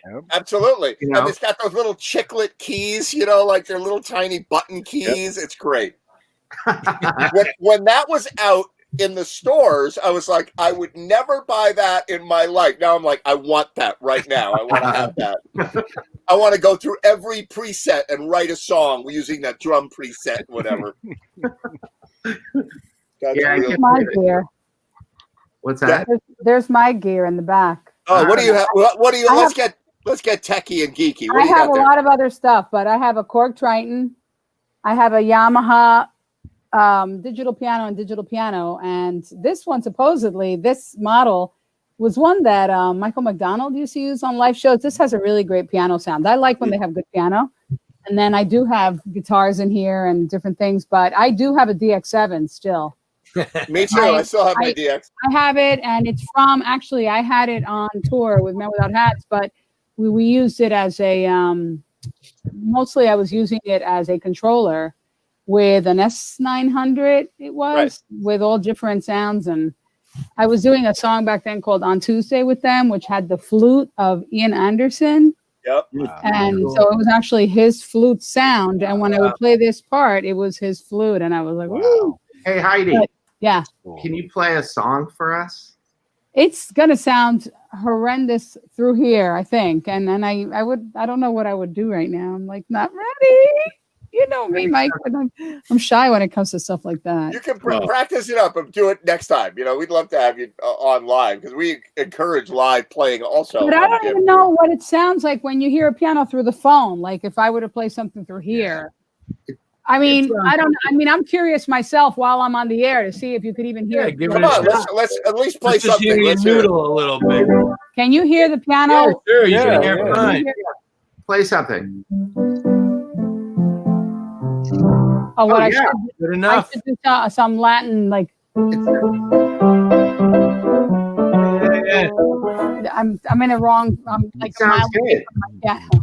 Mike, one of these days we'll do something Latin, maybe, or like you were Yeah. saying. I'm into the Latin thing. I would like to get a better recording sound when I go to play something, but I don't know. Actually, it sounded good. It did sound good. It Because did. I know there's been people on where they were playing something and I couldn't hear anything, and I could hear them singing very far away, and I don't know, and they put This so was much something like work and you could hear it. Yeah. Yeah, Absolutely. we could hear the keyboards. Very well. That sounds great. You should definitely work your way up to playing something on the show. That I'll sounds do great. something, yeah. Yeah, we should do a collaborative video. I just had this image when you said do something Latin. I'm like, let's do the Super Bowl performance by J-Lo and Shakira. What songs did they include? I don't even remember. I just remember the dancing. Only if I play Do you J-Lo? even know what they? What's that? Do you even remember what they sang or just the outfit? You mean there was Just the music outfit. associated I with don't that? even remember the whole outfit. I just remember about that much of it. Like, You mean they were playing music too? they were also playing music. And the weird thing is that I'm a Shakira fan and I'm a J-Lo fan, and I swear to God, I was watching it and I'm like, wow, it's J-Lo and her daughter. Yeah. That's what I thought. I'm like, who's that young girl? Like Shakira knocked it out of the park that day. And I was like, she looked like she was 18 or whatever. I'm like, what in the world is going on? Then I saw the belly dancing. I'm like, oh, wait a minute. I know who that is. That's incredible. She's incredible. Yeah. Like 40. That's incredible, right? So so we got to do some Latin stuff, or like I could definitely see doing some like Sheila E, or some like even some traditional, like some Tito Puente stuff. You know what I mean? Yeah. And rearrange it for like Hammond organ and like make it like Santana. If we got the horns, let's do some Herb Alpert. Yeah. Actually, this is really funny. So Herb Alpert, I'm going to tell my Herb Alpert story now, right? So I went to boarding school when I was a kid. We lived in Europe, and I was forgetting English, so I had to go to an English-speaking boarding school. So I went to the school in Switzerland, and my good friend in boarding school when I was like 11 years old, 11 and 12, was named Charlie, right? And Charlie was this super cool guy. That million stories about Charlie. And I was out on my motorcycle trips in California and LA last year, and Charlie lives in LA. So I'm like, I got to look up Charlie, who I haven't seen since I was 12. And now we're 50 in our mid 50s, right? So I looked up Charlie, and there was his dad who was 90 something, and there's Charlie, and we had lunch, right? And during lunch, I'm like, so what do you do for a living? And he says, well, I'm a public relations guy for musicians and for other, celebrities. I'm like, oh, that's interesting. He's like, yeah, I keep people, people's image in the limelight, whatever. And I'm like, oh, like who do you work for? And he goes, well, Herb Alpert is one of my clients. I go, Herb Alpert, right? I remember him, the Tijuana Brass, and so I didn't know the story of Herb Alpert, right? I don't know the story of him, producer. Right? I thought, yeah, he did a record with a lady with whipped cream on her, and he made some like game show, he's game a mogul. shows. Right. I was like, I don't know. Right. So I said, is he even still gigging? Like, how old is he? He goes, yeah, he's in his 80s. He does like 50 gigs a year. I'm like, he does 50 gigs a year. I said, he must really need the money. That was my comment. And then he explained to me that he has a 50-acre estate. I got it wrong, but something like that. A 50-acre estate in Malibu.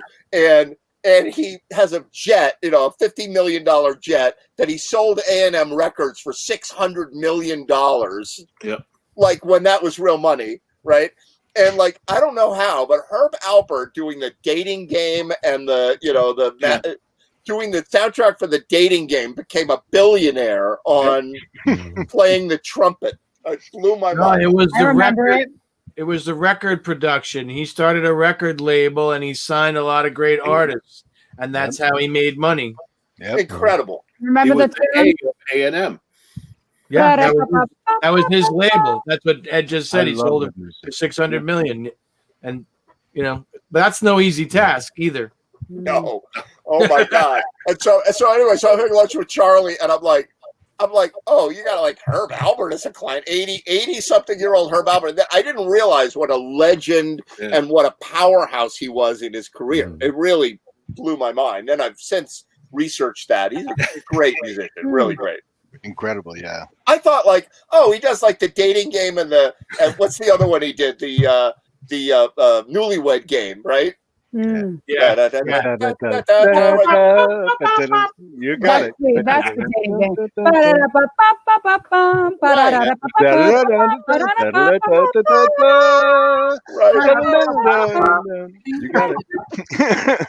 That's a collaborative video. Right. What a great thing, You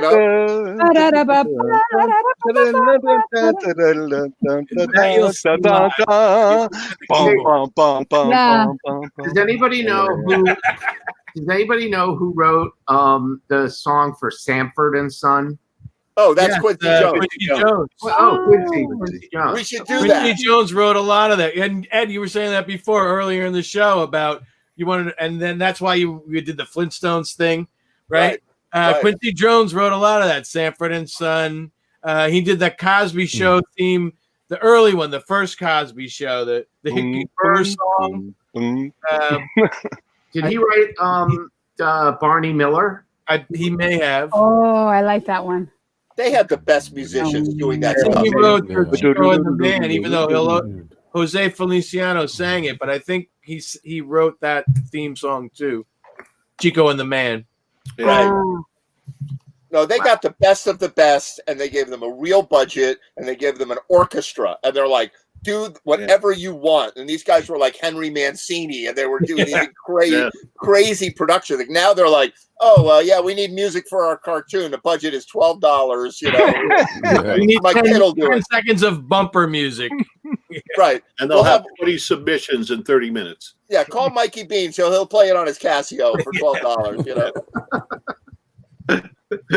Speaking of the dating game, I just recently found out, I don't know, I might have mentioned this on one of your shows, that Steve Martin was on the dating game twice. Yep. Oh, no. He's from, actually, he won both times. And it's I saw it's that on last YouTube. week. I was watching it last week. I couldn't believe it. He used to write for the Smothers Brothers, like Yeah. write Right. comedy. Yep. And I didn't know he was from Texas, from Waco. I went to Waco and I was like, oh, Steve Martin. I love Steve Martin. He's one of my favorites. So I just found this out recently. So I watched the two videos. They're on YouTube. Pretty funny. Yep. So I think he won both times. I was watching the dating game. You know, my favorite question on the dating. No, not the dating game. On the Newlywed Game, they asked the question. They said, "This is network television in like 1965 or something, right?" It's insane how long ago it was. And the question was, what? Well, you know, they asked the husband and the wife the same question, and they have to answer, right? So he says, and you know, the host is like this clean cut guy, you know, like whatever, and he's like very, very Midwestern or whatever. And he says, "What is the strangest place you ever had sex?" No, made whoopee. Made whoopee, right. Yes. What's the strangest place? Yeah, and the husband is like, and the wife says, "In the butt." Yeah, I remember that. On national television. On national I television. think I yeah. remember the Good scene. one. In the 60s. I Oh my remember that. God. I remember Really that. incredible. All right, I got to show you this. I promised my friend. So everybody knows Sandy Coughlin, right? This is her daughter, Of course. Shannon Coughlin. Oh, wow. And she made a video of her singing. And I think she usually sings in the car. She sends me them once in a while. She made a video, and this is a music show. So I want to play her video right now. Here, and look, she looks cool. She almost looks as cool as JC Alda. Check this out.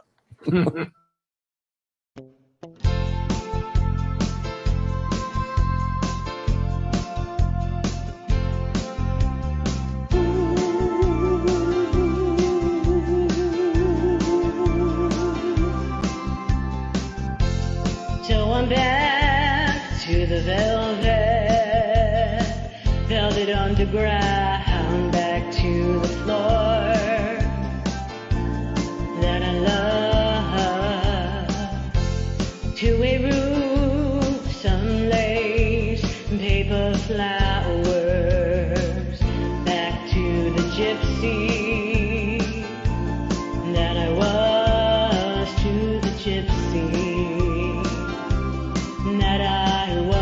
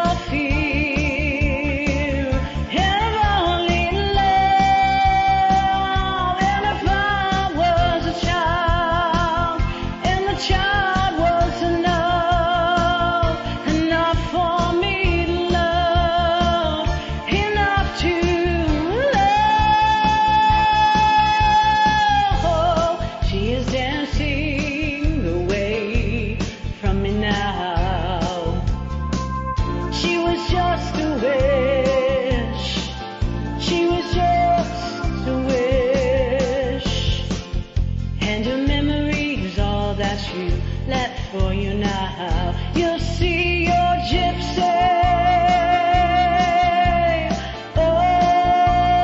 Oh, you'll see your gypsy.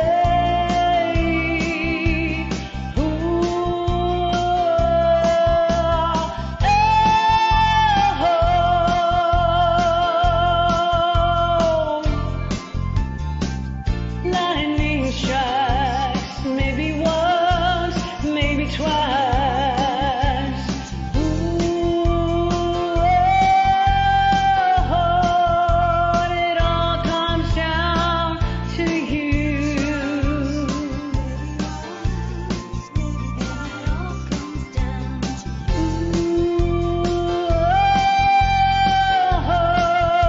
It all comes down to you. And it all comes down to you. Ooh, you see your gypsy. There it is. Wow. That's, that's Sandy's daughter, Shannon. Wow. Most people don't know that Sandy has 4 kids. I didn't know that. 4 adult kids who are like all awesome, and Yeah. Hector's son is a guitar player. I'm trying to get him into a collaborative video because he's phenomenally good. He's a studio player in New York, but he Wow.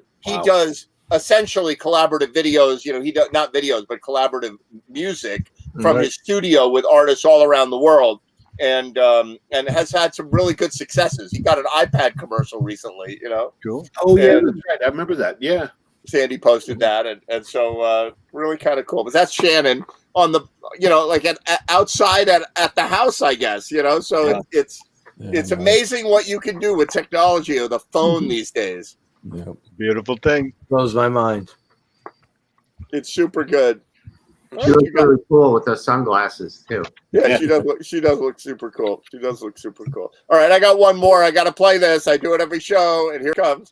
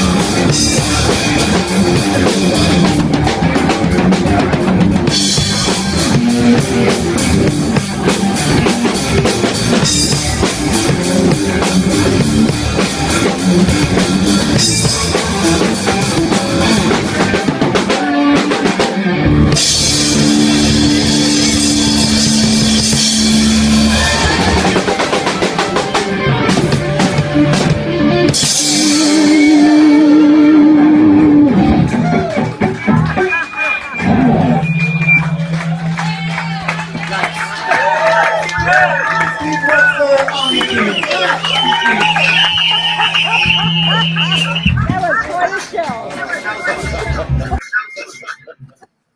That was quite a show. I love how that ends.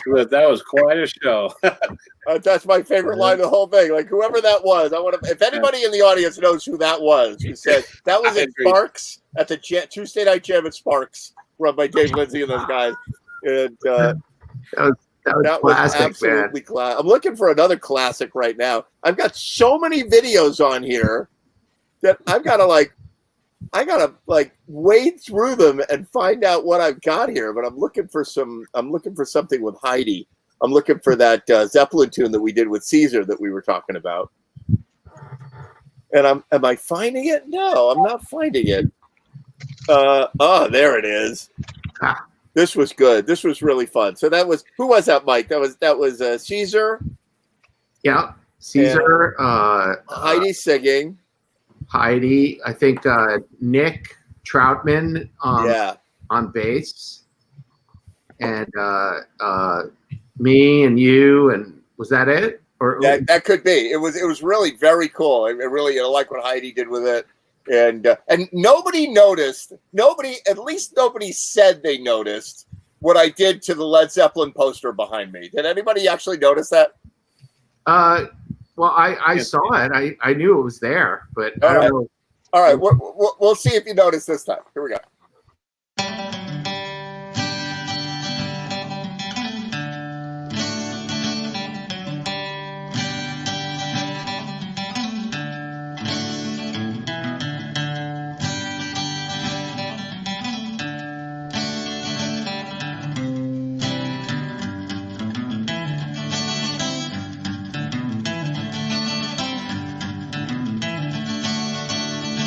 Hey lady, got the love I need.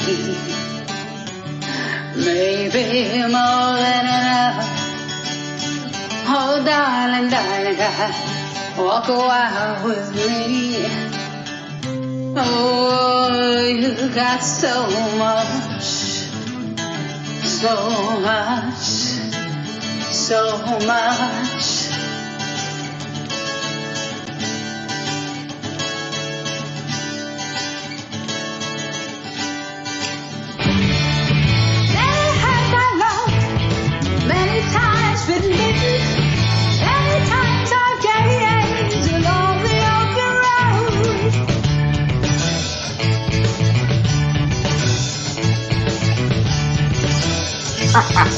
Ed Zeppelin. Many times I've lied, many times I've listened, many times I've wondered how much there is to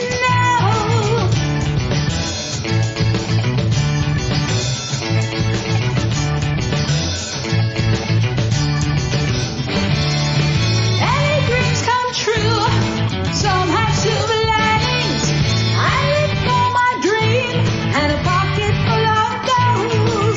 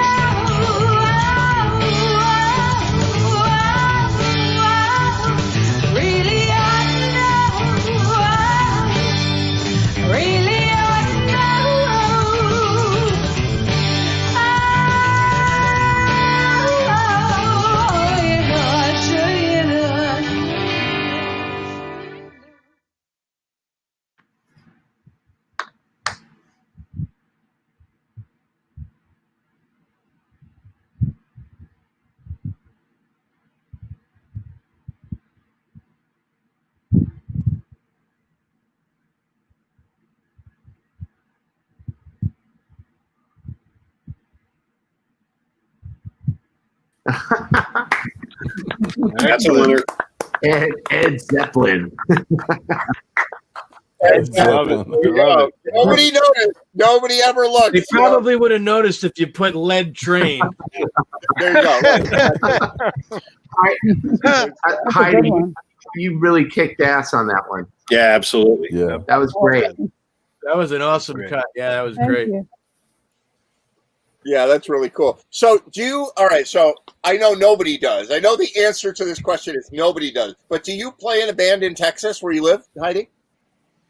I just now am no longer with that band because don't worry, there's no bands anymore. no, they are playing and bars are closed, but if it's a bar restaurant, it's open.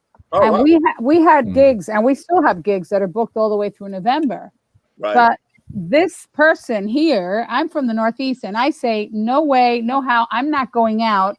I'm not performing. And you know how you guys were saying, God bless you. No, I've been with them for a year. I just had my 1-year anniversary. It breaks my heart. And I said, no, I can't. And I've been saying no for 3 months.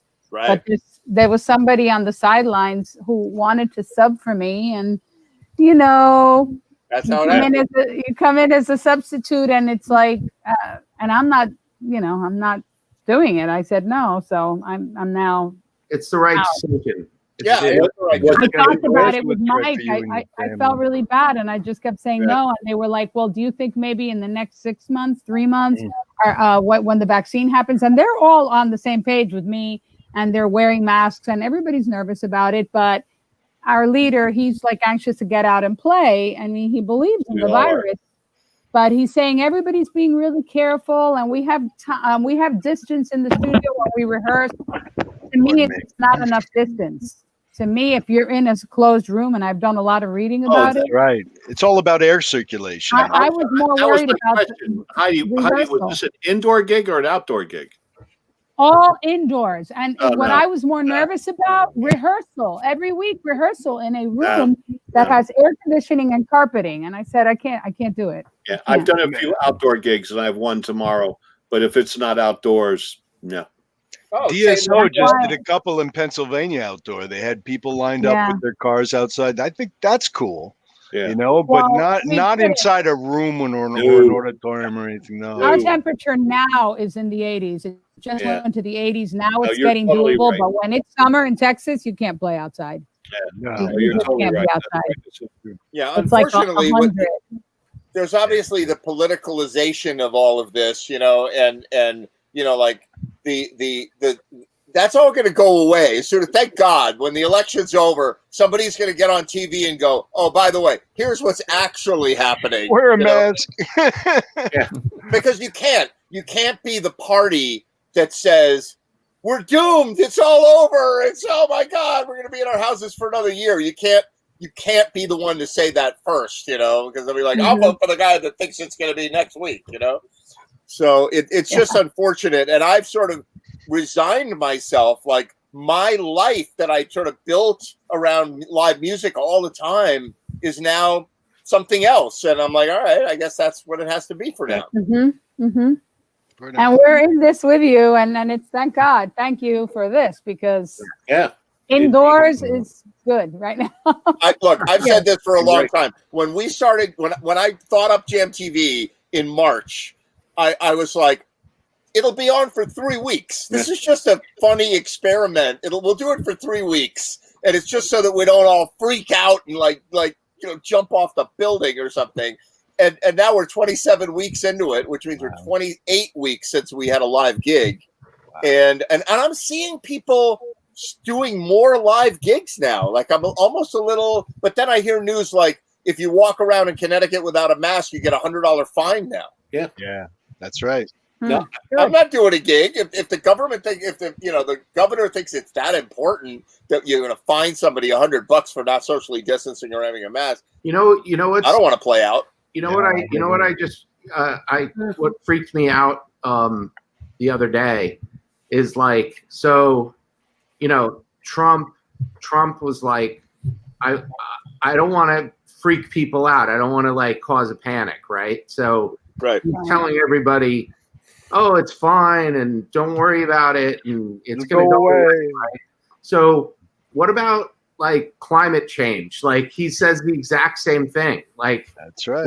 What if he actually knows like the world, the world's going to like end in 3 years, and he's like, doesn't want to say anything about it. Like Absolutely. The asteroid that's going to hit on election day, and and that's why he wants to build a wall, because he doesn't want people coming from outside of the country coming into this country when the complete utter devastation happens, right? And it's like, actually, I heard the Mexicans. There's a movie like that, I think. Isn't it?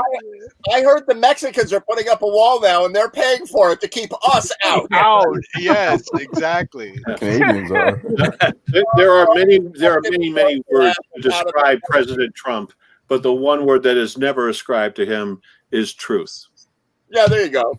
But you know what? I've been watching these shows. There's a show on Netflix now. I was talking about it before, called the Social Dilemma, which just came out, and it's about they do this thing, right, without living the whole show. It's about what Facebook and Twitter and Instagram have done, and they have people on there that are not just like pundits or technology journalists. They have like the guy that invented the like button for Facebook. Oh yeah. They have like the head of monetization for Facebook, right? Like serious, heavy, multi-millionaire tech giant. Yeah, that's a Fortune 500 company just within itself. Right. And they asked them a question. They said, so all this good stuff that's happening, and what's the problem with it? And they all looked like you just sprayed them with mace. They all went. Hey, you want to answer that? I don't want to answer that.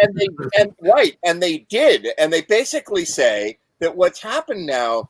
They built a machine. It's out of human control at this point. You're saying, oh, Facebook is doing this. Facebook is an AI that they said to the AI, figure out how to get the users to make the ad revenue go up.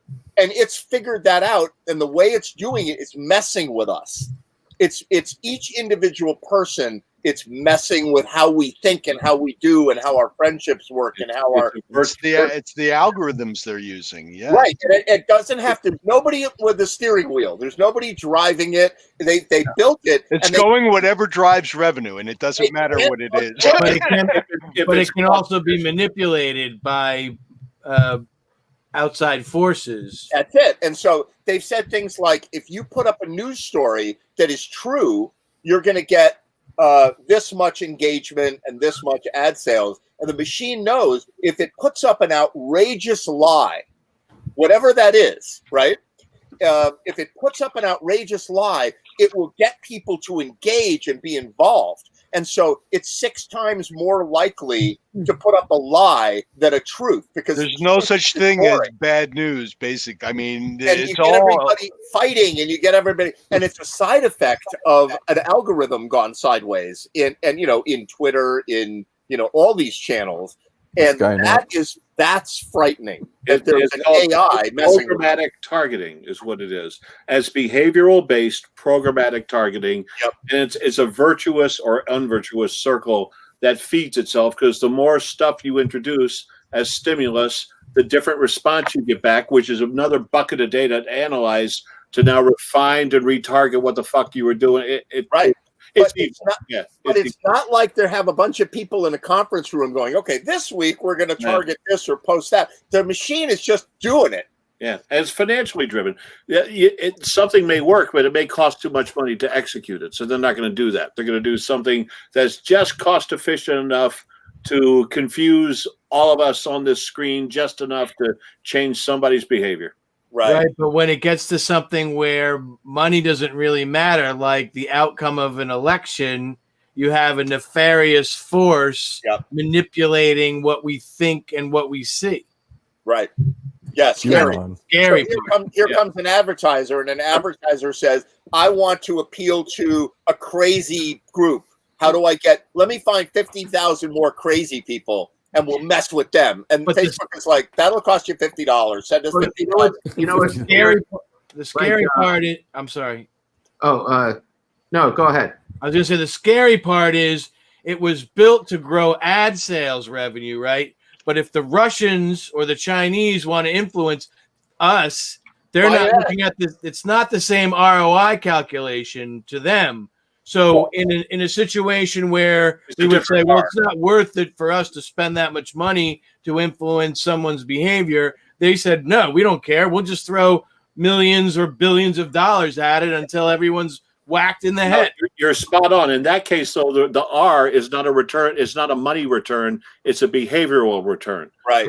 Some sort of outcome you want to create. And that's a situation, if it's Russia, which it was in 2016, the answer is money's no object. This is pennies on the dollar. Exactly. Or China or Iran or North Korea or whoever it is. Yeah. So they're playing with our toys under different rules. One of the things like that I do now, like whenever something pops up in my Facebook, right? And I feel something, I feel a certain way.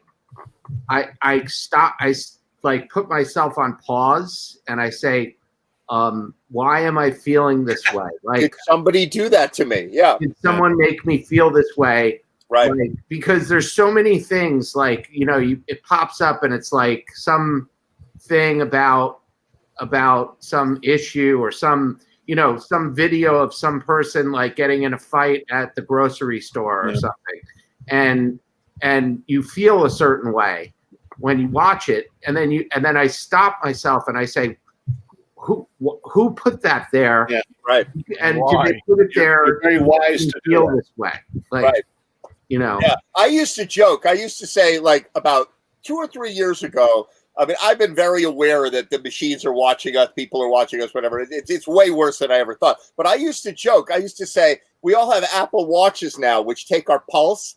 And so I used to say, well, they know that when a pretty girl walks into the Jam, all the guys' Apple Watches, the pulse goes up, right? And they know who walked in, and they know, and they're like, aha, that's going on here. You know, like they know way too much about us.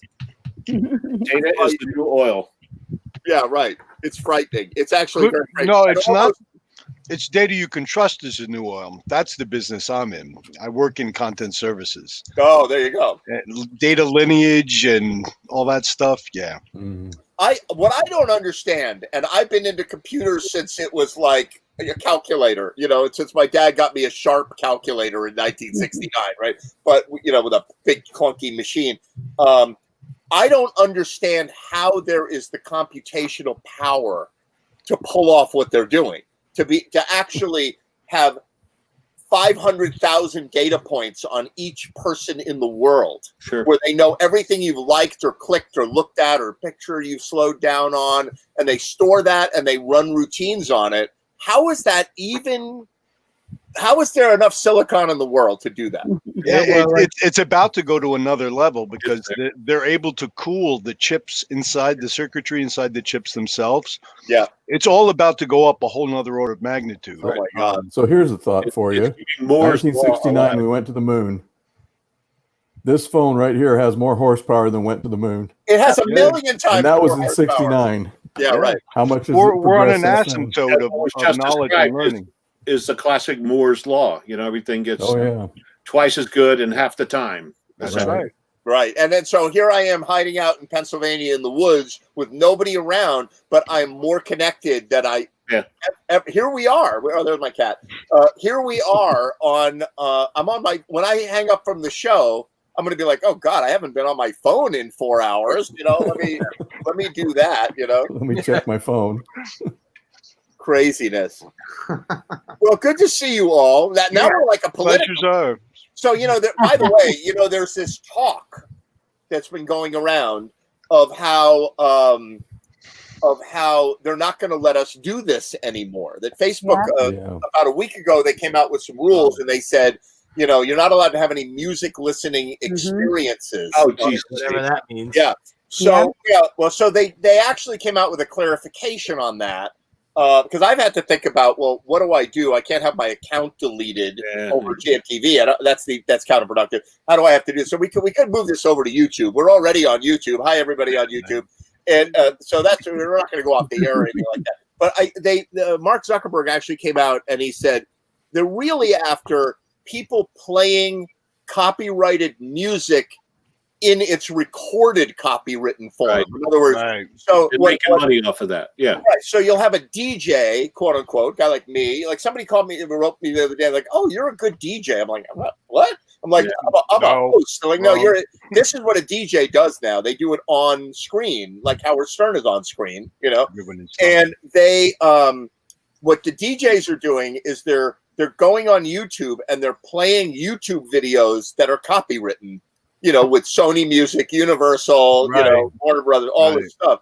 And they're actually just playing it. Or they go on Spotify and they play the audio stream without even playing the video. And they all sit around and listen to the latest song. So they're definitely after those people. Yeah. And the good news is there isn't going to be a human doing any of this. It's going to be an AI that listens, you know, like when you say to Siri, like, what song is this? And it listens. They've gotten really good. You can't post a video. I can make a montage from my wife. Right. And I put, you know, a song behind it, and all of a sudden it's restricted. And then 6 months later, they're like, "We dropped our claim against your thing." I'm like, really? Right. So that's what's going to happen is they're going to ratchet that up. They're going to try to shut those people down. And they also are going to what was the point? The train of thought that I lost. Sorry. They're going to up notifications, right? They used to just like shut you down.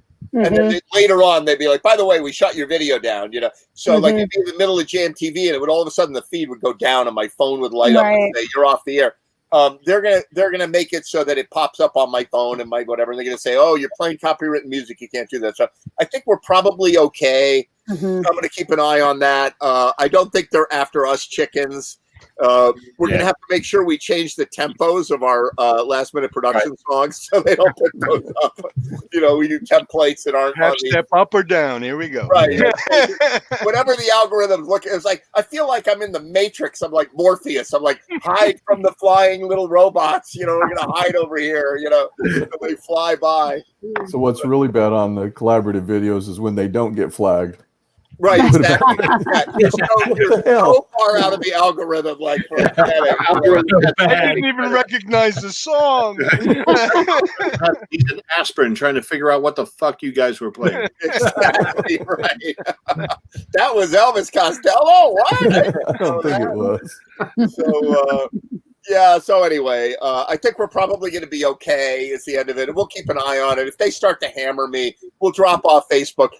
Thursday nights on Facebook, my Facebook from now on will be, if they hassle me, will be, "Hi, click the link below to go to YouTube. See you later." You know, say that for 4 hours, you know, and we'll move it off to something. We'll keep doing this, you know. So, one way or another.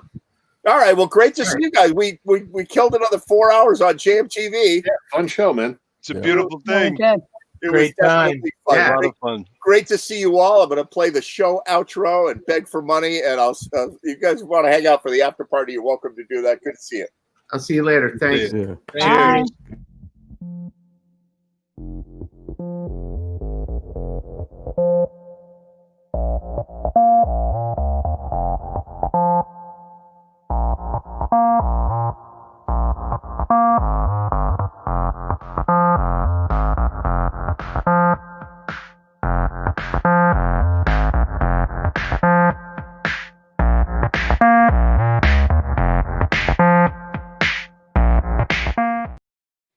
Hey, everybody. So great to see you all on Jam TV tonight. I hope you had a great time.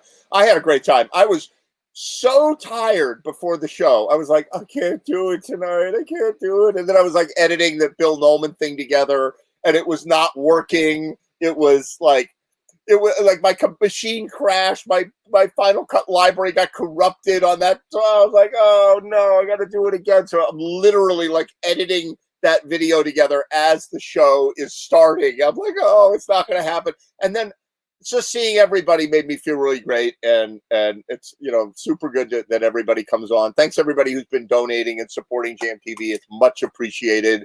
And if you feel like it, here's the information for PayPal and Venmo. Even a few dollars would make a big difference. And looking forward to seeing you for show 28 next week. Jam TV signing off, show number 27.